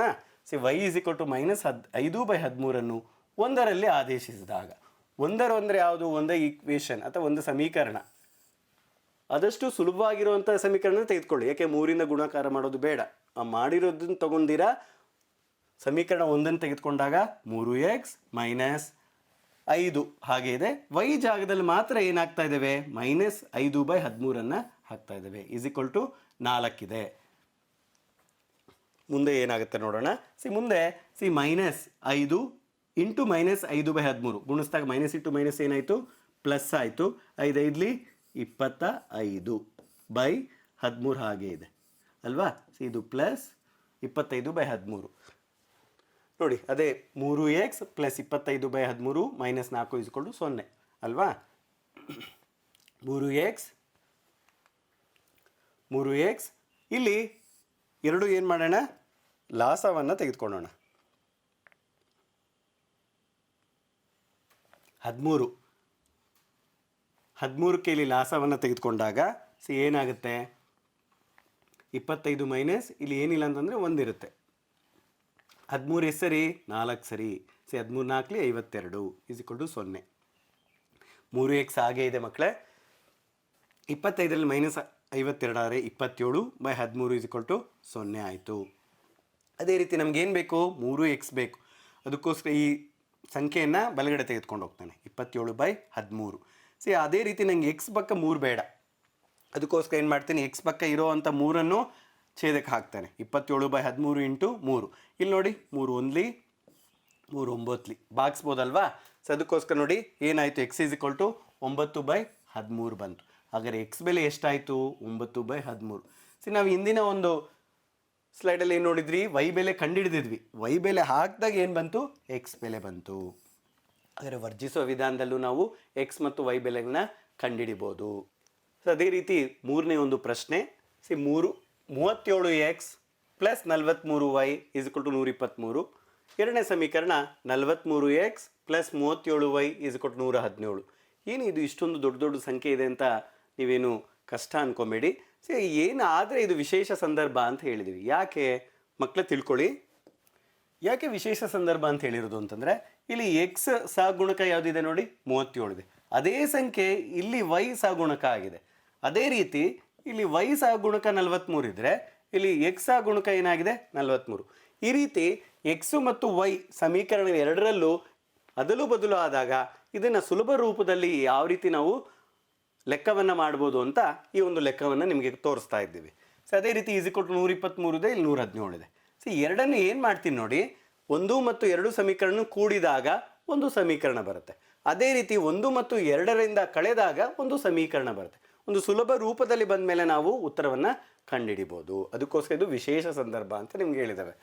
1 ಮತ್ತು 2 ಕೂಡಿದಾಗ 1 ಅಂತಂದರೆ ನೋಡಿ 37x ಪ್ಲಸ್ 43x. ಅದನ್ನು ನಾನು ಎಕ್ಸ್ ಏನು ತೆಗೆದಿದ್ದೇನೆ, ಹೊರಗಡೆ ತೆಗೆದಿದ್ದೇನೆ. ಎಕ್ಸ್ ಹೊರಗಡೆ ತೆಗೆದಾಗ ಇನ್ನು 37 ಪ್ಲಸ್ 43 ಹಾಗೆ ಇದೆ. ಪ್ಲಸ್ ಅದೇ ರೀತಿ 43 ಪ್ಲಸ್ 37 ವೈನ ಹೊರಗಡೆ ತೆಗೆದಿದ್ದೇನೆ. ಎರಡು ಸಂಖ್ಯೆಗಳನ್ನ ಕೂಡ್ತಾ ಇದ್ದೇವೆ. ಈಸ್ ಈಕ್ವಲ್ ಟು 123 ಪ್ಲಸ್ 117 ಅಲ್ವಾ. ಈಗ ಎಕ್ಸ್ ಸಹಗುಣಕ ಕೂಡಿದಾಗ ಏನು ಬಂತು ನೋಡಿ, 80 ಬಂತು. ಅದೇ ರೀತಿ ವೈ ಸಹಗುಣಕ ಎರಡು ಸಂಖ್ಯೆ ಕೂಡಿದಾಗ ಏನು ಬಂತು, 80y. ಈಸ್ ಈಕ್ವಲ್ ಟು ಈ ಎರಡು ಸಂಖ್ಯೆಯನ್ನು ಕೂಡಿದಾಗ 240 ಬಂತು. ನಮಗೆ ಇಲ್ಲೂ ಏನೋ ಸಾಮಾನ್ಯವಾಗಿ ಸಂಖ್ಯೆ ಕಾಣ್ತಾ ಇದೆ 80 ಅದನ್ನು ಹೊರಗಡೆ ತೆಗೆದುಬಿಡೋಣ. 80 ಹೊರಗಡೆ ತೆಗೆದಾಗ ಏನು ಉಳಿತು, x plus y is equal to ಎಷ್ಟಾಯಿತು, 240. ನಮಗೆ ಎಕ್ಸ್ ಪ್ಲಸ್ ವೈ ಬೇಕಲ್ವಾ. ಈ 80ನ್ನು ಬಲಗಡೆ ಕಳಿಸ್ದಾಗ ಏನಾಗುತ್ತೆ, ಛೇದ ಆಗುತ್ತೆ. X plus y is equal to 240/80 ಏನಾಯಿತು, ಈ 80ನ್ನು ನಾವು ಏನು ಮಾಡ್ಬೋದು, ಭಾಗಿಸ್ಬೋದು 240. 81 83 240 ಆಯಿತು. ಹಾಗಾದರೆ ನೋಡಿ, ಒಂದು ಸಾಮಾನ್ಯ ಸಮೀಕರಣ ಎಷ್ಟು ಚೆನ್ನಾಗಿ ಬಂದಿದೆ. X plus y is equal to 3.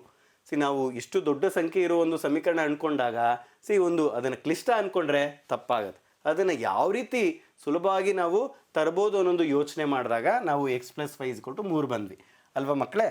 ಅದೇ ರೀತಿ x plus y is equal to 3 ಆದಮೇಲೆ ನಾವೀಗ ಇನ್ನೊಂದು ಏನೋ ಸಮೀಕರಣ ಕೂಡಿದ್ವಿ ಅಲ್ವಾ. ಎರಡನ್ನು ಕಳೆದ್ರೆ ಏನಾಗುತ್ತೆ ನೋಡೋಣ. ಒಂದನ್ನು 2ರಿಂದ ಕಳೆದಾಗ ಒಂದನ್ನು ಹಾಗೆ 2ರಿಂದ ಕಳೆದಾಗ ಅಂದರೆ ಏನಾಗುತ್ತೆ, 43x ಮೈನಸ್ ಆಫ್ 37x ಆಗುತ್ತೆ. ನೋಡಿ ಇಲ್ಲಿದೆ 43, ಅದರಲ್ಲಿ ನಾನು ಏನು ಮಾಡಿದ್ದೀನಿ, ಎಕ್ಸನ್ನು ಸಮಾನವಾಗಿ ಹೊರಗಡೆ ತೆಗೆದಿದ್ದೇನೆ. 43 ಮೈನಸ್ 37x ಪ್ಲಸ್ ಅದೇ ರೀತಿ 37 ಮೈನಸ್ 43y, ಅದೇ ರೀತಿ 37 minus 43y is equal to 117 123ನ ಕರೀತಾ ಇದ್ದೀವಿ ಅಲ್ವಾ. ಈಗ ಎಕ್ಸು ಮತ್ತು ವೈ ಹಾಗೆ ಇರಲಿ, ನಾವು ಏನು ಮಾಡೋಣ, ಸಂಖ್ಯೆಗಳನ್ನ ಕಳೆಯೋಣ. ಎಕ್ಸ್ ಹಾಗೆ ಇದೆ. 43ರಲ್ಲಿ 37 ಹೋದರೆ ಎಷ್ಟು, 6x. ಅದೇ ರೀತಿ 37 43 ಕಳೆದ್ರೆ minus 6y is equal to 117ರಲ್ಲಿ 123 ಕಳೆದ್ರೆ ಮೈನಸ್ 6 ಬಂತು. ಇಲ್ಲೂ ಏನೋ ಒಂದು ಸಂಖ್ಯೆಗಳ ಸಂವಾದ ಕಾಣ್ತಿದೆ ಅಲ್ವಾ.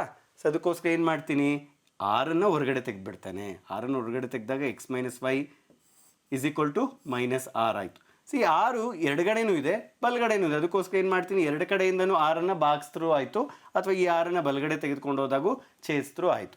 ಏನು ಬಂತು, x minus y is equal to -1 ಬಂತು ಅಲ್ವಾ. ನೋಡಿ, ಮೂರನೇ ಒಂದು ಸಮೀಕರಣ x plus y is equal to 3 ಬಂದಿದೆ. 4ನೇ ಸಮೀಕರಣ ಏನು ಬಂದಿದೆ, x minus y is equal to -1. ನಾವು ಹೇಗೆ ಆದೇಶ ವಿಧಾನದಲ್ಲೂ ಕಲ್ತ್ವಿ, ವರ್ಜಿಸೋದಲ್ಲಿ ಒಂದೇ ಲೆಕ್ಕದಲ್ಲೂ ಈ ಸುಲಭ ರೂಪದಲ್ಲಿ ಬಂದಾಗ ನಾವು ಸುಲಭವಾಗಿ ಎಕ್ಸ್ ಬೆಲೆ ವೈ ಬೆಲೆನ ಕಂಡುಹಿಡಿಯೋಲ್ವಾ. X plus y is equal to 3, x minus y is equal to -1. ಏನು ಮಾಡೋಣ, ಎರಡನ್ನೂ ತೆಗೆದುಕೊಳ್ತೇನೆ. X minus y is equal to -1. ಎರಡನ್ನು ಏನು ಮಾಡೋಣ, ಕೂಡಿದಾಗ ನೋಡಿ ಪ್ಲಸ್ ವೈ ಮೈನಸ್ ವೈ ಏನಾಗುತ್ತೆ, ಛೇದಿಸುತ್ತೆ. ಎಕ್ಸ್ ಪ್ಲಸ್ ಎಕ್ಸ್ ಎಷ್ಟಾಯಿತು, 2x ಈಸ್ ಈಕ್ವಲ್ ಟು 3ರಲ್ಲಿ -1 ಹೋದರೆ ಎಷ್ಟು, 2. ಹಾಗಾದರೆ ಎಕ್ಸ್ ಬೆಲೆ ಏನಾಯಿತು, 2 ಭಾಗಿಸು ಇಲ್ಲಾಗುತ್ತೆ. ಅದಕ್ಕೋಸ್ಕರ 2 ಕ್ಯಾನ್ಸಲ್ ಆಗಿ ಎಷ್ಟು ಬಂತು, 1 ಬಂತು. ಎಕ್ಸ್ ಬೆಲೆ 1ಅನ್ನು ಯಾವುದೋ ಒಂದು ಸಮೀಕರಣದಲ್ಲಿ ಹಾಕೋಣ. ಇಲ್ಲಿ ಎಕ್ಸ್ ಬೆಲೆ 1 ಹಾಕ್ತಾನೆ. 1 plus y is equal to 3. Y ಅಲ್ಲೇ ಇರುತ್ತೆ. ಈ 3 ಬಲಗಡೆ, ಈ 1ಅನ್ನು ಎಡಗಡೆ ತೊಗೊಂಡು ಹೋದಾಗ -1. ಅಂದರೆ ವೈ ಬೆಲೆ ಎಷ್ಟಾಯಿತು, 2 ಆಯಿತು. ಹಾಗಾದರೆ ಎಕ್ಸ್ ಬೆಲೆ 1 ಮತ್ತು ವೈ ಬೆಲೆ 2 ಈ ಒಂದು ಲೆಕ್ಕಕ್ಕೆ ಪರಿಹಾರವಾಗಿದೆ. ಈ ಒಂದು ಲೆಕ್ಕ ಆದಮೇಲೆ ಓರೆ ಗುಣಾಕಾರ ವಿಧಾನ, ಇದು ಒಂದು 3ನೇ ವಿಧಾನಕ್ಕೆ ಬಂದಿದ್ದೇವೆ ನಾವು. ಈ ವಿಧಾನವನ್ನು ತಿಳ್ಕೊಬೇಕಂತಂದರೆ ಸ್ವಲ್ಪ ನಾವು ಒಂದು ಸುಲಭ ರೂಪದಲ್ಲಿ ಯಾವ ರೀತಿ ಸಮೀಕರಣವನ್ನು ತಂದಾಗ ಎಕ್ಸ್ ಬೆಲೆ ವೈ ಬೆಲೆ ಯಾವ ರೀತಿ ಅದನ್ನು ತೆಗೆದುಕೊಂಡು ನಾವು ಲೆಕ್ಕಕ್ಕೆ ಹಾಕ್ಬೋದು ಅನ್ನೋದು ಒಂದು ವಿಸ್ತರಣವಾಗಿ ನಾವು ಕೊಟ್ಟಿದ್ದೇವೆ. ನೋಡ್ತಾ ಹೋಗೋಣ. ಒಂದು ಸಾಮಾನ್ಯ ರೂಪ ನಮ್ಗೆ ಗೊತ್ತಿದೆ. ಏನು ಸಾಮಾನ್ಯ ರೂಪ, a1x plus b1y plus c1 is equal to 0. ಅದೇ ರೀತಿ a2x plus b2y plus c2 is equal to 0. ನಾವು ಇದನ್ನು ಪರಿಹರಿಸಲು ಏನು ಮಾಡ್ತೇನೆ, ನಾನು ಈ ಒಂದು ಏನು ಓರೆ ಗುಣಾಕಾರ ವಿಧಾನ ಅಂತಂದರೆ ಎರಡೂ y ಪಕ್ಕ ಇರೋ ಸಹಗುಣಕ ಅಥವಾ ಎರಡೂ x ಇರೋ ಪಕ್ಕ ಇರೋ ಸಹಗುಣಕವನ್ನು ಏನು ಮಾಡ್ತೇವೆ, ಅದಲು ಬದಲು ಮಾಡ್ತೀವಿ. ಹೇಗೆ ಮಾಡ್ತೇವೆ ನೋಡಿ, ಇಲ್ಲಿ b1 ಇದೆ, ಇಲ್ಲಿ b2 ಇದೆ. ಅದಕ್ಕೋಸ್ಕರ ನಾನು ಏನು ಮಾಡ್ತೀನಿ, ಒಂದೇ ಸಮೀಕರಣ ಪೂರ್ಣವಾಗಿ ನಾನು ಏನು ಮಾಡ್ತೀನಿ, b2 ಇಂದ ಗುಣಾಕಾರ ಮಾಡ್ತೀನಿ ಅಲ್ವಾ. ಪೂರ್ಣವಾಗಿ ಗುಣಾಕಾರ ಮಾಡಿದಾಗ ನಂಗೆ b2 b1 ಬರುತ್ತೆ. ಅದೇ ರೀತಿ ಮುಂದೆ ಅದೇ ರೀತಿ ಏನು ಮಾಡ್ತೇನೆ, ಇನ್ನೊಂದು ಸಮೀಕರಣ ತೆಗೆದುಕೊಂಡು a1 a2 ಇಲ್ಲಿ ಗುಣಾಕಾರ ಮಾಡ್ತೇವೆ. ಈ ಥರ ಗುಣಾಕಾರ ಮಾಡಿದಾಗ ಏನಾಗುತ್ತೆ, ಒಂದನ್ನೊಂದು ಕಳೆದಾಗ ನಮಗೆ ಒಂದು y ಏನಾಗುತ್ತೆ ಹೊರಟು x ಬೆಲೆಯನ್ನು ಕಂಡುಹಿಡಿಯೋಕ್ಕೆ ಸುಲಭ ರೀತಿಯಲ್ಲಿ ತರಬಹುದು. ಅದನ್ನು ಮಾಡ್ತಾನೆ. ಒಂದನ್ನು b2 ಇಂದ ಎರಡನ್ನು b1 ಇಂದ ಗುಣಿಸಿದಾಗ ಅಲ್ವಾ. ಈಗ ನಾವು ಒಂದು ಸಮೀಕರಣ b2 ಇಂದ ಗುಣಿಸಿದಾಗ ಇನ್ನೊಂದು ಸಮೀಕರಣವನ್ನು ಏನು ಮಾಡ್ತಾ ಇದ್ದೀನಿ, b1 ಇಂದ ಗುಣಿಸ್ತಾ ಇದ್ದೇನೆ. ನೋಡಿ ಇಲ್ಲಿ ಬರ್ತಾ ಇದೆ ಮಕ್ಕಳೇ, a1 b2x plus b1 b2y plus c1 b2 is equal to 0. ಅದೇ ರೀತಿ ಎರಡನೇ ಸಮೀಕರಣ b1 ಇಂದ ಗುಣಿಸಿದಾಗ a2 b1x plus b2 b1y plus c2 b1 is equal to 0. ಯಾಕೆ ಈ ರೀತಿ ಎರಡನ್ನು ಗುಣಿಸ್ತಾಗೆ ಅಂತಂದರೆ ನೋಡ್ಕೊಳ್ಳಿ, y ಪಕ್ಕ ಇರೋ ಸಹಗುಣಕ ಇವೆರಡು ಏನಾಗ್ತಿದೆ, ಒಂದೇ ಬರ್ತಾ ಇದೆ. ಒಂದೇ ಬಂದರೆ ನಾನು ಎರಡನ್ನು ಕೂಡಿದ್ರೆ ಅಥವಾ ಕಳೆದ್ರೆ ಯಾವ್ದು ಮಾಡೋಣ, ಕಳೆದ್ರೆ ಮಾಡೋಣ. ಎರಡೂ ಕಳೆದಾಗ ಏನಾಗುತ್ತೆ, ಇವೆರಡು ನೋಡಿ ಕಳೆದಾಗ ಏನಾಗುತ್ತೆ, ಇದೆರಡು ಛೇದ ಆಗೋಗುತ್ತೆ. ಛೇದ ಆಗೋದಾಗ ನಮಗೆ ಎಡಗಡೆ ಎಕ್ಸ್ ಇದೆ, ಇನ್ನೊಂದು ಸ್ಥಿರಾಂಕವಿದೆ. ಹಾಗಾದ್ರೆ ನಾವು ಏನು ಕಂಡುಹಿಡಿಬೋದು, ಎಕ್ಸ್ ಬೆಲೆ ಕಂಡುಹಿಡಿಬೋದು ಇದರಿಂದ. ಅದಕ್ಕೋಸ್ಕರ ಏನಾಗ್ತದೆ, ಇಲ್ಲಿ ಕಳೀತೇನೆ, ಯಾಕೆ ಇಲ್ಲಿ ಕಳೀತಾ ಇದ್ದೇನೆ. ಅದೇ ರೀತಿ ಇಲ್ಲಿ ಏನಾಗುತ್ತೆ, ಚಿಹ್ನೆ ಬದಲಾಗುತ್ತೆ, ಇಲ್ಲೂ ಅಷ್ಟೇ ಚಿಹ್ನೆ ಬದಲಾಗುತ್ತೆ. ಅದಕ್ಕೋಸ್ಕರ ನೋಡಿ a1 b2 minus a2 b1 into X, ಎಕ್ಸನ್ನು ನಾನು ಎರಡೂ ಪದಗಳಲ್ಲಿ ಸಮಾನವಾಗಿ ಹೊರಗಡೆ ತೆಗೆದಿದ್ದೇನೆ, ಈಸ್ ಈಕ್ವಲ್ ಟು ಇಲ್ಲಿ ಪ್ಲಸ್ ಇದೆ c1 b2, ಬಲಗಡೆ ತೊಗೊಂಡೋದಾಗ ಏನಾಗುತ್ತೆ ಮೈನಸ್ c1 b2 ಆಗುತ್ತೆ. ಇಲ್ಲಿ ಮೈನಸ್ ಇದೆ, ಬಲಗಡೆ ತೊಗೊಂಡೋದಾಗ ಏನಾಗುತ್ತೆ ಪ್ಲಸ್ c2 b1 ಆಗುತ್ತೆ. ನಾವು ಇದನ್ನು ಧನಾತ್ಮಕ ಇರೋದು ಫಸ್ಟ್ ಬರ್ಕೊತೀನಿ, ಋಣಾತ್ಮಕ ಇರೋದು ಎರಡನೇ ಸರಿ ಬರಿತೀನಿ. c2 b1 ಅಂದರೂ ಒಂದೇ, b1 c2 ಒಂದೇ ಅಲ್ಲ ಮಕ್ಕಳೇ. c1 b1 c2 ಆಯಿತಾ, ಮೈನಸ್ b2 c1. ನಮಗೇನು ಬೇಕು, ಎಕ್ಸ್ ಬೆಲೆ ಬೇಕು. ಅದಕ್ಕೋಸ್ಕರ ಏನು ಮಾಡ್ತೀನಿ,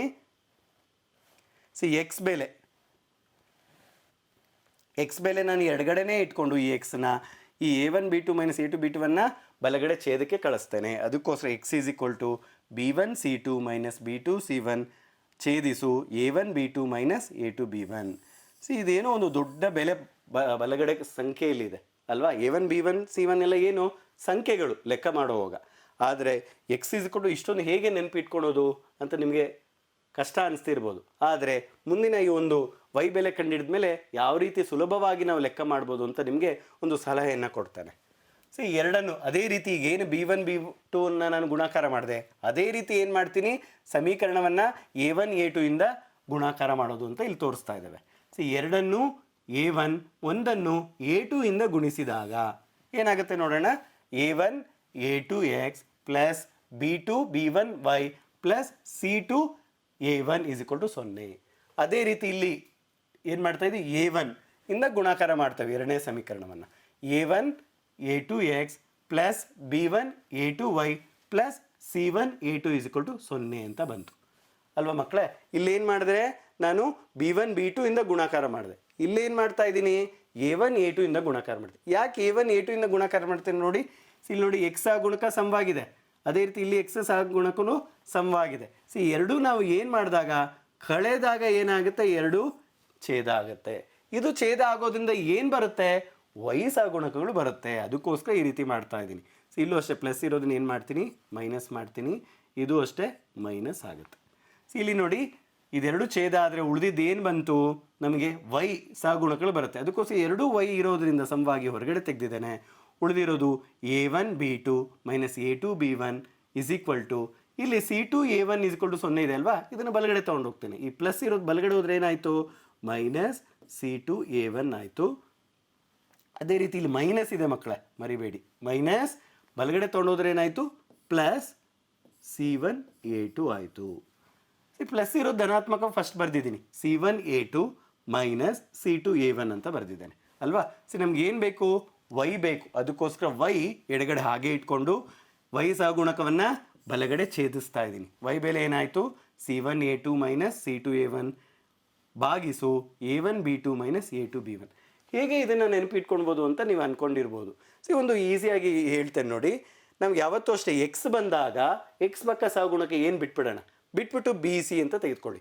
ಬಿ ಸಿ, ಇಲ್ಲೂ ಬಿ ಸಿ, ಕೆಳಗಡೆ ಯಾವತ್ತೂ ಛೇದದಲ್ಲಿ ಎ ಬಿ ಬರುತ್ತೆ. ಇದಕ್ಕೆ ಏನು ಹಾಕ್ಬೋದು, ಫಸ್ಟ್ 1 2, ಆಮೇಲೆ ಮೈನಸ್ ಆದಮೇಲೆ 2 1, ಇಲ್ಲಿ 1 2, ಆಮೇಲೆ 2 1. ಇಲ್ಲೂ ಅದೇ ರೀತಿ ಇದೆ ನೋಡಿ.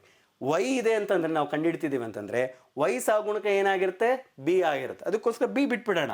C1 A2, ಸಿ ಎ, ಇಲ್ಲೂ ಅಷ್ಟೇ ಎ ಬಿ ತೊಗೊಂಡು 1 2 ಹೇಗೆ ಹಾಕೋದು ಮಕ್ಕಳೇ ಅಂದರೆ ಫಸ್ಟ್ 1 2 ಹಾಕ್ತೀವಿ, ಆಮೇಲೆ 2 1 ಹಾಕ್ತೀವಿ. ಇಲ್ಲೂ ಅಷ್ಟೇ 1 2 2 1. ಈ ರೀತಿ ನಾವು ಸುಲಭ ರೀತಿಯಲ್ಲಿ ಜ್ಞಾಪಕ ಇಟ್ಕೊಬೋದು. ಆದ್ದರಿಂದ ಎಕ್ಸ್ ಈಸ್ ಇಕ್ವಲ್ ಟು ನಮಗೆ ಈ ಬೆಲೆ, ವೈ ಈಸ್ ಇಕ್ವಲ್ ಟು ಈ ಬೆಲೆ ಬಂತು. ಯಾವ ರೀತಿ ಸುಲಭ ರೂಪದಲ್ಲಿ ನಾವು ಅಳವಡಿಸ್ಕೊಬೋದು ಲೆಕ್ಕದಲ್ಲಿ ಅಂತ ನೋಡೋಣ.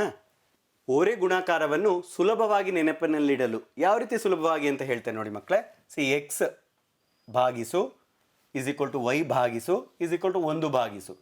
ಎಕ್ಸ್ ಕೆಳಗಡೆ ನಾನು ಆವಾಗ ಹೇಳಿದೆ ನಿಮಗೆ, ಎಕ್ಸ್ ಕೆಳಗಡೆ ಯಾವತ್ತೂ ಎ ಇರಬಾರ್ದು, ಅಂದರೆ ಎಕ್ಸ್ ಸಹಗುಣಕ ಇರಬಾರ್ದು. ಎಕ್ಸ್ ಸಹಗುಣಕ ಬಿಟ್ಟು ಮಿಕ್ಕಿದಿನ ಬಿ ಸಿ ಮಾತ್ರ ನಾವು ಬರಿತಾ ಹೋಗ್ತೇವೆ. ಏನು ಬರಿತೇವೆ, ಬಿ ಸಿ ಅದೇ ರೀತಿ ಬರ್ಕೊಳ್ಳಿ, ಮೈನಸ್ ಬಿ ಸಿ ಅಂತ ಬರ್ಕೊಳ್ಳಿ. ಅದೇ ರೀತಿ ವೈ ಸಹಗುಣಕ ಏನಾಗಿದೆ, ವೈ ಸಹಗುಣಕ ನಮಗೆ ಬಿ ಆಗಿದೆ, ಅದಕ್ಕೋಸ್ಕರ ಬಿ ಬಿಟ್ಟು C1 A. ಅದೇ ರೀತಿ ಇಲ್ಲಿ ಒಂದು ಕೆಳಗಡೆ ಅಂದರೆ ಎ ಬಿ ಅಂತ.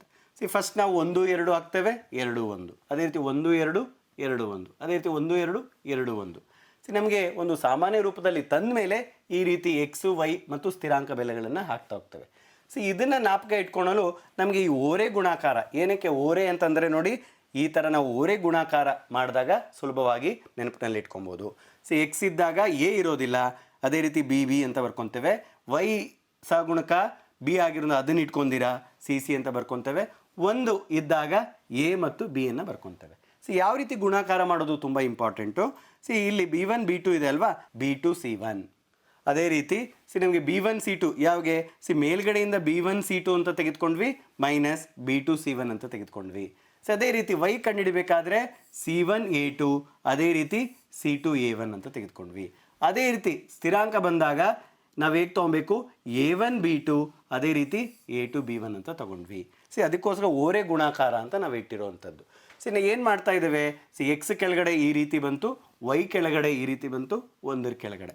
ನಮ್ಗೆ ಯಾವುದೇ ಒಂದು ಎಕ್ಸ್ ಬೆಲೆ ಕಂಡುಹಿಡಬೇಕಾದ್ರೆ ಏನು ಮಾಡ್ತೀವಿ, ಎಕ್ಸ್ ಬೆಲೆ ಕಂಡುಹಿಡಬೇಕಾದ್ರೆ ನಾವು ಸ್ಥಿರಾಂಕಕ್ಕೆ ಸಮಾನವಾಗಿ ತೆಗೆದುಕೊಳ್ತೇವೆ. ವೈ ಬೆಲೆ ಕಂಡುಹಿಡಬೇಕಾದ್ರೆ ಈ ಒಂದು ಸ್ಥಿರಾಂಕಕ್ಕೆ ತೆಗೆದುಕೊಳ್ತಾ ಇದ್ವಿ. ಈ ರೀತಿ ಇಟ್ಕೊಂಡು ನಾವು ಲೆಕ್ಕವನ್ನು ಮಾಡೋಣ. ಒಂದನೇ ಲೆಕ್ಕ 8x + 5y = 9. ಇನ್ನೊಂದು 3x + 2y = 4.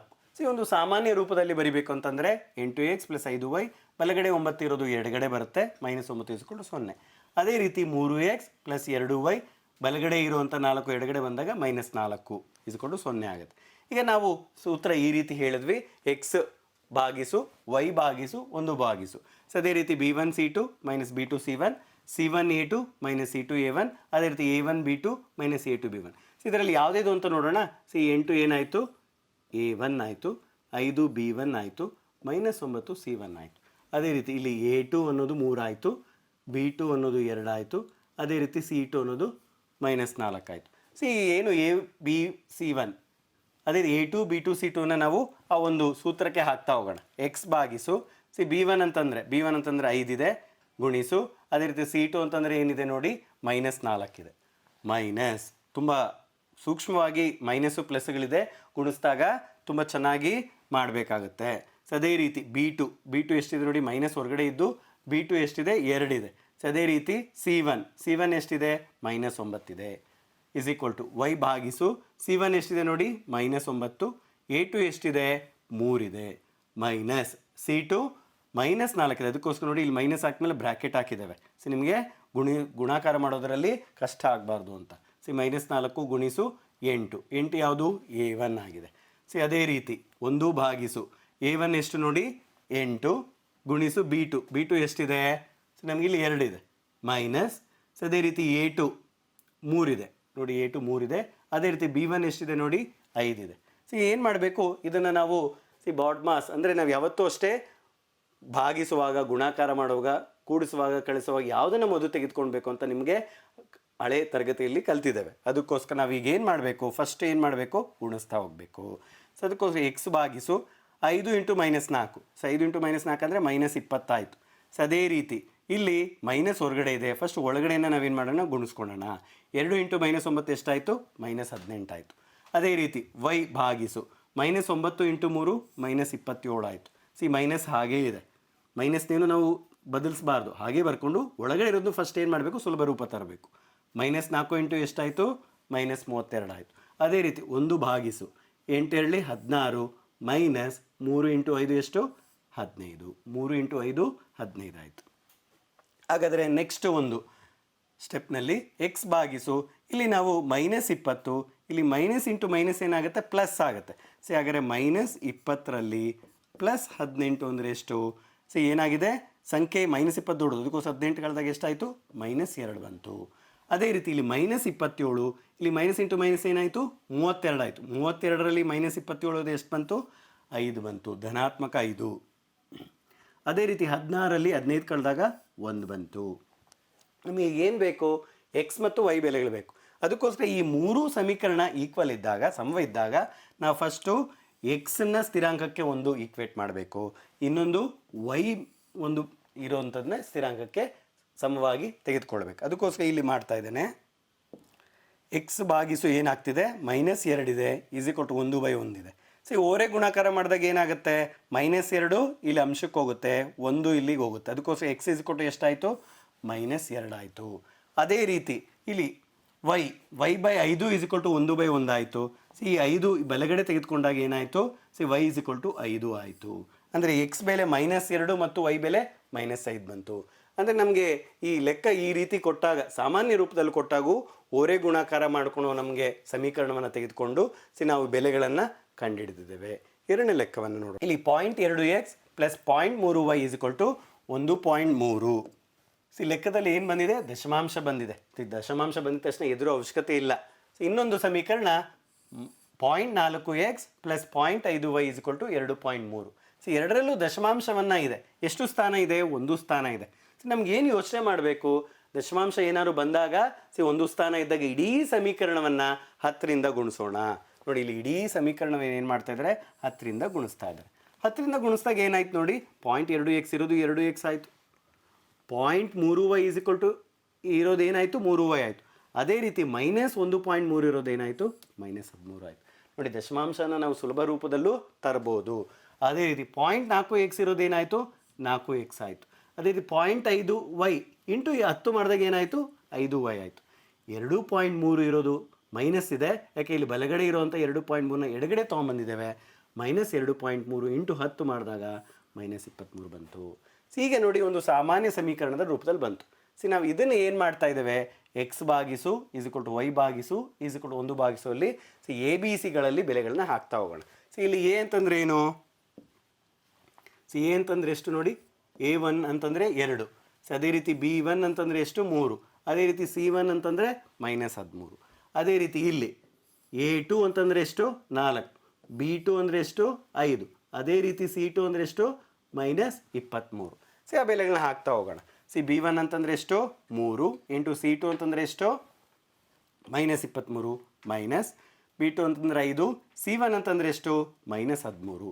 ಅದೇ ರೀತಿ ಇಲ್ಲಿ C1 ಅಂತಂದರೆ ಎಷ್ಟು, -13, A2 ಅಂತಂದರೆ ಎಷ್ಟು, 4, C2 ಅಂದರೆ ಮೈನಸ್, ಹೊರಗಡೆ ಮೈನಸ್ ಇದೆ, ತುಂಬ ಸೂಕ್ಷ್ಮವಾಗಿ ನೋಡ್ತಾ ಇರಿ. C2 ಅಂತಂದರೆ ಎಷ್ಟು, -23 ಇಂಟು A1 ಅಂತಂದರೆ 2 = 1 ಭಾಗಿಸು. ಇಲ್ಲಿ ಯಾವುದು ಮೈನಸ್ ನಮಗೆ ಬರಲ್ಲ, ಯಾಕೆ A1 B1 ಇರೋದ್ರಿಂದ. ಬಂದರೆ ನಮಗೆ ಇಲ್ಲಿ ಇದ್ದಾಗ ಮಾತ್ರ ಸೂಕ್ಷ್ಮವಾಗಿ ನೋಡಬೇಕು. A1 ಎಷ್ಟು, 2, B2 5, -A2 ಅಂದರೆ 4, B1 ಅಂದರೆ 3 ಅಲ್ವಾ. ಈಗ ನಾವು ಬೆಲೆಗಳನ್ನು ಏನು ಮಾಡೋಣ, ಪ್ಲಸ್ಸು ಮೈನಸ್ ಇದೆ, ಇದನ್ನು ಗುಣಿಸ್ತಾ ಹೋಗ್ತಾ ಇರೋಣ.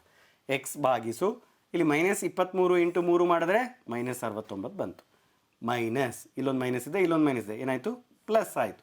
13 5 65. ಅದೇ ರೀತಿ ಇಲ್ಲಿ -13 ಇಂಟು 4 ಎಷ್ಟು, -52. ಇಲ್ಲಿ ಮೈನಸ್ ಇಂಟು ಮೈನಸ್ ಏನಾಯಿತು, ಪ್ಲಸ್ ಆಯಿತು. ಇಲ್ಲಿ ಏನಾಯಿತು, 23 2 46. ಅದೇ ರೀತಿ 2 5 10, 4 3 12. ಈಗ ನಾವು ಪ್ಲಸ್ ಮೈನಸ್ ಇರೋದನ್ನ ಸುಲಭ ರೂಪಕ್ಕೆ ತರೋಣ. ಎಕ್ಸ್ ಭಾಗಿಸು -4 ಈಸ್ ಈಕ್ವಲ್ ಟು ವೈ ಭಾಗಿಸು 46 -52 ಅಂದರೆ -6 ಬರುತ್ತೆ. ಸೊ ಅದೇ ರೀತಿ 10ರಲ್ಲಿ -12 ಕಳೆದ್ರೆ -2. ಈಗ ನಾವೇನು ಮಾಡಬೇಕು, ಎಕ್ಸ್ ಮತ್ತು ವೈ ಬೆಲೆಗಳನ್ನ ಕಂಡುಹಿಡಬೇಕು. ಅದಕ್ಕೋಸ್ಕರ ಈ ಎಕ್ಸ್ ಭಾಗಿಸು -4ನ್ನು ಯಾವುದಕ್ಕೆ ನಾನು ಈಕ್ವೇಟ್ ಮಾಡ್ತಾ ಇದ್ದೀನಿ, 1/-2ಕ್ಕೆ ಈಕ್ವೇಟ್ ಮಾಡ್ತಾ ಇದ್ದೀನಿ. ನೋಡಿ ಇಲ್ಲಿ ಬರೆದಿದ್ದೇನೆ, ಎಕ್ಸ್ ಭಾಗಿಸು -4 ಈಸ್ ಈಕ್ವಲ್ ಟು 1/-2. ಸೊ ನಾನು ಏನು ಮಾಡ್ತೀನಿ, ಓರೆ ಗುಣಾಕಾರ ಎಕ್ಸ್ ಈಸ್ ಈಕ್ವಲ್ ಟು -4 ಇಲ್ಲಿ ತಂದರೆ -4/-2. ಈ -2 ಛೇದ ಆದಾಗ 4/2 ಇದೆ, 2 2 ಹಾಗಾದರೆ ನಮಗೆ ಎಕ್ಸ್ ಬೆಲೆ ಎಷ್ಟು ಬಂತು, 2 ಬಂತು. ಅದೇ ರೀತಿ ವೈನ ನಾನು ಕಂಡುಹಿಡಬೇಕಂದ್ರೆ y/-6 ಈಸ್ ಈಕ್ವಲ್ ಟು 1/-2. ಇದೆರಡನ್ನೂ ಏನು ಮಾಡ್ತೀನಿ, ಸಮವಾಗಿ ನಾವು ಹೋಲಿಕೆ ಮಾಡ್ತೇನೆ. ಹಾಗಾದರೆ y/-6 ಇರೋದನ್ನು ಇಲ್ಲಿ -6ನ ಇಲ್ಲಿ ತೊಗೊಂಡು ಹೋದಾಗ y ಈಸ್ ಈಕ್ವಲ್ ಟು -6/-2 -2 ಛೇದ ಮಾಡಿದಾಗ 6/2 2 3. ಹಾಗಾದರೆ y ಬೆಲೆ ಎಷ್ಟು, 3 ಬಂತು. ಇಡೀ ನಾವು ದಶಮಾಂಶವನ್ನು ಇರೋದನ್ನು ಎಷ್ಟು ಸುಲಭ ರೂಪದಲ್ಲಿ ತಂದು ಎಕ್ಸ್ ಈಸ್ ಈಕ್ವಲ್ ಟು 2 ಮತ್ತು ವೈ ಈಸ್ ಈಕ್ವಲ್ ಟು 3 ಬೆಲೆಗಳನ್ನು ಕಂಡುಹಿಡಿದ್ವಿ. ಈ ರೀತಿ ದಶಮಾಂಶ ಇದೆ ಅಂತಂದ್ರೆ ಎದುರ್ಕೊಳ್ಳೋ ಅವಶ್ಯಕತೆ ಇಲ್ಲ. ಸುಲಭವಾಗಿ ನಾವು ಕಂಡುಹಿಡಿಬೇಕಾದ್ರೆ ಏನು ಮಾಡಬೇಕು, ಇಡೀ ಸಮೀಕರಣವನ್ನು 10ರಿಂದ ಅಥವಾ 2 ದಶಮಾಂಶ ಹಿಂದೆ ಸ್ಥಾನ ಇದ್ದಾಗ ಏನು ಮಾಡಬೇಕು, 100ರಿಂದ ಗುಣಿಸಬೇಕು. 3ನೇ ಲೆಕ್ಕ ನೋಡೋಣ. ಕೆಯ ಯಾವ ಬೆಲೆಗೆ ಕೆಳಗೆ ನೀಡಿದ ರೇಖಾತ್ಮಕ ಸಮೀಕರಣಗಳ ಜೋಡಿಯು ಯಾವುದೇ ಪರಿಹಾರವನ್ನು ಹೊಂದಿರುವುದಿಲ್ಲ. ಇಲ್ಲಿ ನಮಗೆ ಕೆ ಬೆಲೆಯನ್ನು ಕಂಡುಹಿಡಬೇಕು. ಕಂಡುಹಿಡಿಯೋಕ್ಕೆ ಮುಂಚೆ ನಮಗೆ ಏನು ಕೊಟ್ಟಿದ್ದಾರೆ, ಒಂದು ಸಲಹೆ ಅಥವಾ ಅಂದರೆ ಯಾವುದೇ ಪರಿಹಾರವನ್ನು ಹೊಂದಿರುವುದಿಲ್ಲ, ಅದು ನಮಗೆ ಒಂದು ನಿಬಂಧನೆಯನ್ನು ಕೊಟ್ಟಿದ್ದಾರೆ. ಒಂದು ಸಾಮಾನ್ಯ ಸಮೀಕರಣ ಯಾವ ರೀತಿ ಇದೆ ಅಂತ ನೋಡೋಣ. 3x + y = 1 ಮತ್ತು ಇನ್ನೊಂದು 2k - 1 × x + k - 1 × y = 2k + 1 ಅಂತ ಕೊಟ್ಟಿದ್ದಾರೆ ಅಲ್ವಾ. ಇಲ್ಲಿ ನಾವು ಏನು ಮಾಡಬೇಕು, ಕೆ ಬೆಲೆಯನ್ನು ಕಂಡುಹಿಡಬೇಕು. ಈ ಥರ ಕೆ ಬೆಲೆಯನ್ನು ಕಂಡುಹಿಡಬೇಕಾದ್ರೆ ನಮಗೆ ಒಂದು ಏನು ಸಮೀಕರಣದ ಒಂದು ಒರೆ ಗುಣಾಕಾರದ ಮೂಲಕ ಯಾವ ರೀತಿ ಕಂಡುಹಿಡ್ತಿದ್ರಿ, a1/a2 = b1/b2 = c1/b2. ಆದರೆ ಒಂದು ನಿಬಂಧನೆಯನ್ನು ಕೊಟ್ಟಿದ್ದಾರೆ, ಪರಿಹಾರವಿರುವುದಿಲ್ಲ.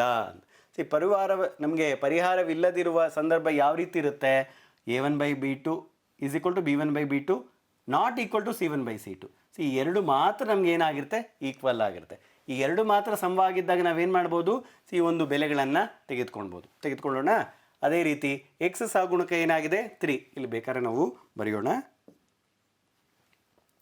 ಇಲ್ಲಿ ಏನಾಗಿದೆ, ಎಕ್ಸ್ ಸಹಗುಣಕ a1. ಅದೇ ರೀತಿ ಇಲ್ಲಿ ವೈ ಇದೆ ಅಂತಂದರೆ ನಮ್ಗೆ ಏನಾಗುತ್ತೆ, b1. ವೈ ಪಕ್ಕ ಒಂದಿದೆ. ಅದೇ ರೀತಿ ಇದು c1. ಅದೇ ರೀತಿ ಇಲ್ಲಿ ಎಕ್ಸ್ ಸಹಗುಣಕ a2.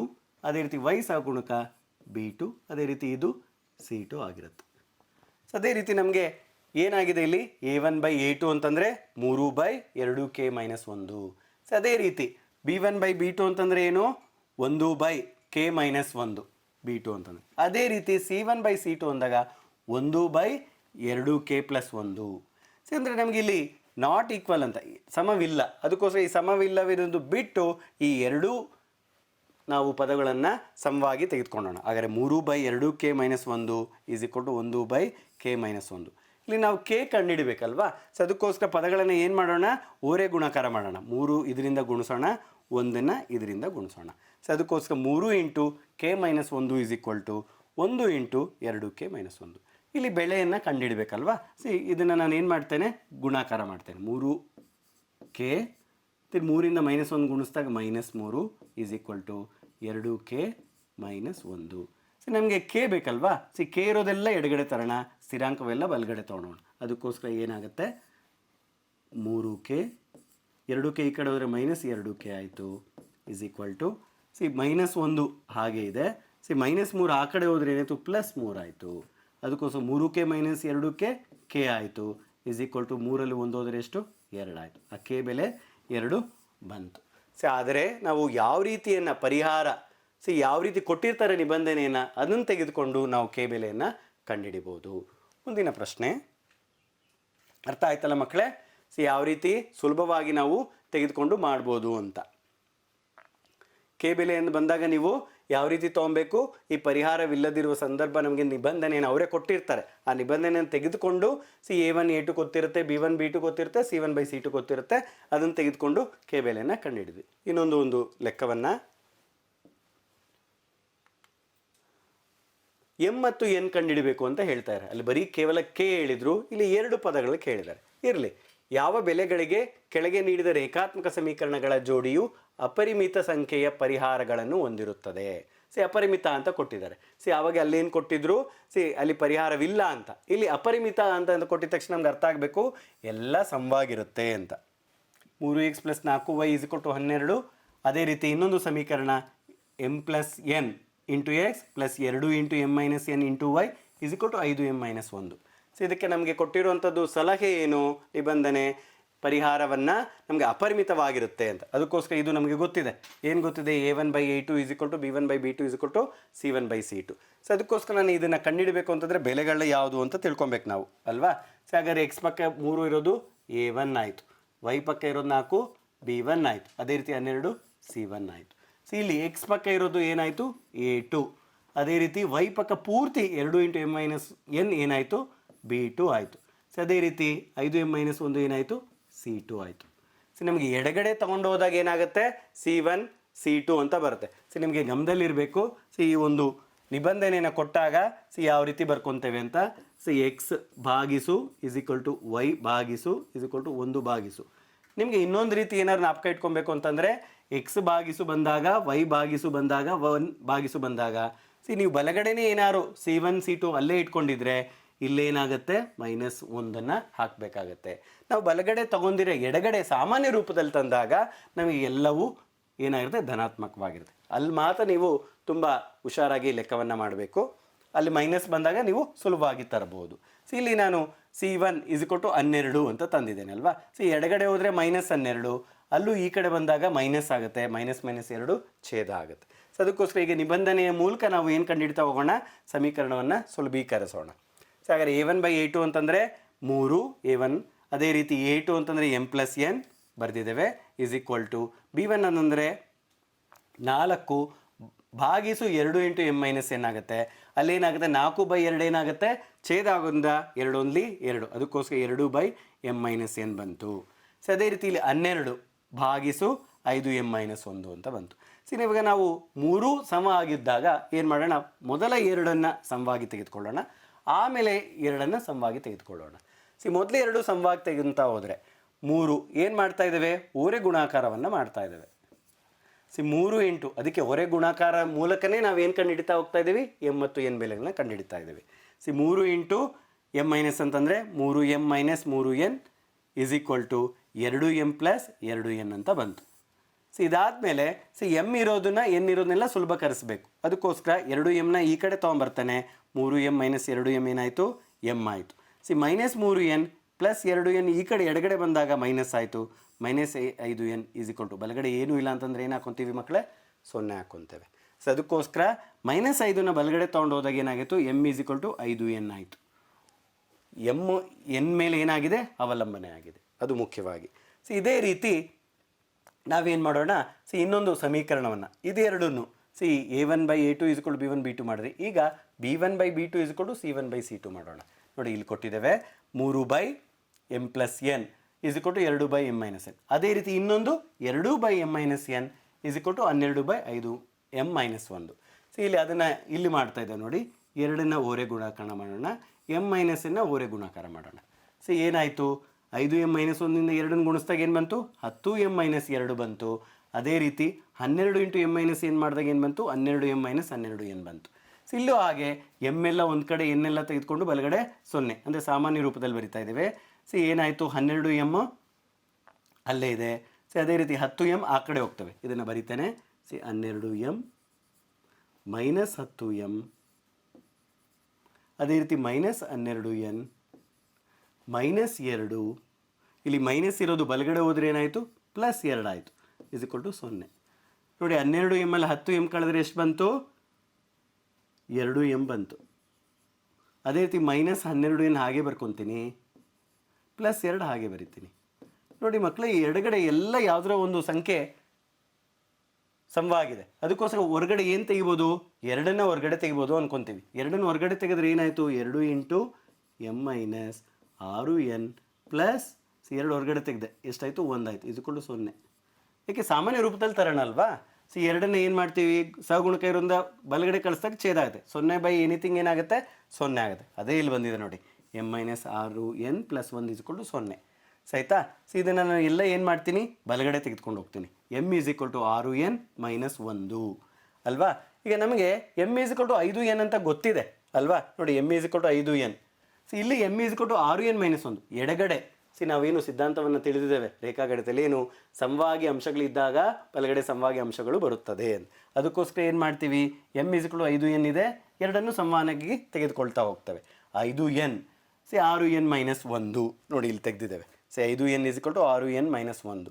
ಏನು ಮಾಡ್ತೇನೆ, 5n ಈ ಕಡೆ ತೊಗೊಂಡು ಹೋಗ್ತೇನೆ. 6n -5n ಹೋದರೆ n, -1 ಈ ಕಡೆ ತೊಗೊಂಡು ಹೋಗ್ತೇವೆ. ಅದಕ್ಕೋಸ್ಕರ n ಬೆಲೆ ಎಷ್ಟು ಬಂತು, 1 ಬಂತು. ನೋಡಿ ಈ n ಅನ್ನೋದು ನಾವು ಕಂಡುಹಿಡಿದ್ವಿ, ಆದರೆ m ಬೆಲೆ ಇನ್ನೂ ಬಂದಿಲ್ಲ. m 5n ಮೇಲೆ n ಮೇಲೆ ಅವಲಂಬನೆ ಆಗಿದೆ. ಅದಕ್ಕೋಸ್ಕರ m = 5n, n ಬೆಲೆ 1 ಬೆಲೆಯನ್ನು ಹಾಕಿದಾಗ ಎಷ್ಟು ಬಂತು, 5 ಬಂತು. ಅಂದರೆ ಈ ರೀತಿ ನಾವು m ಮತ್ತು n ಬೆಲೆಗಳು ಕ್ರಮವಾಗಿ ಏನಂತ ಬಂತು, 5 ಮತ್ತು 1 ಅಂತ ಬಂತು.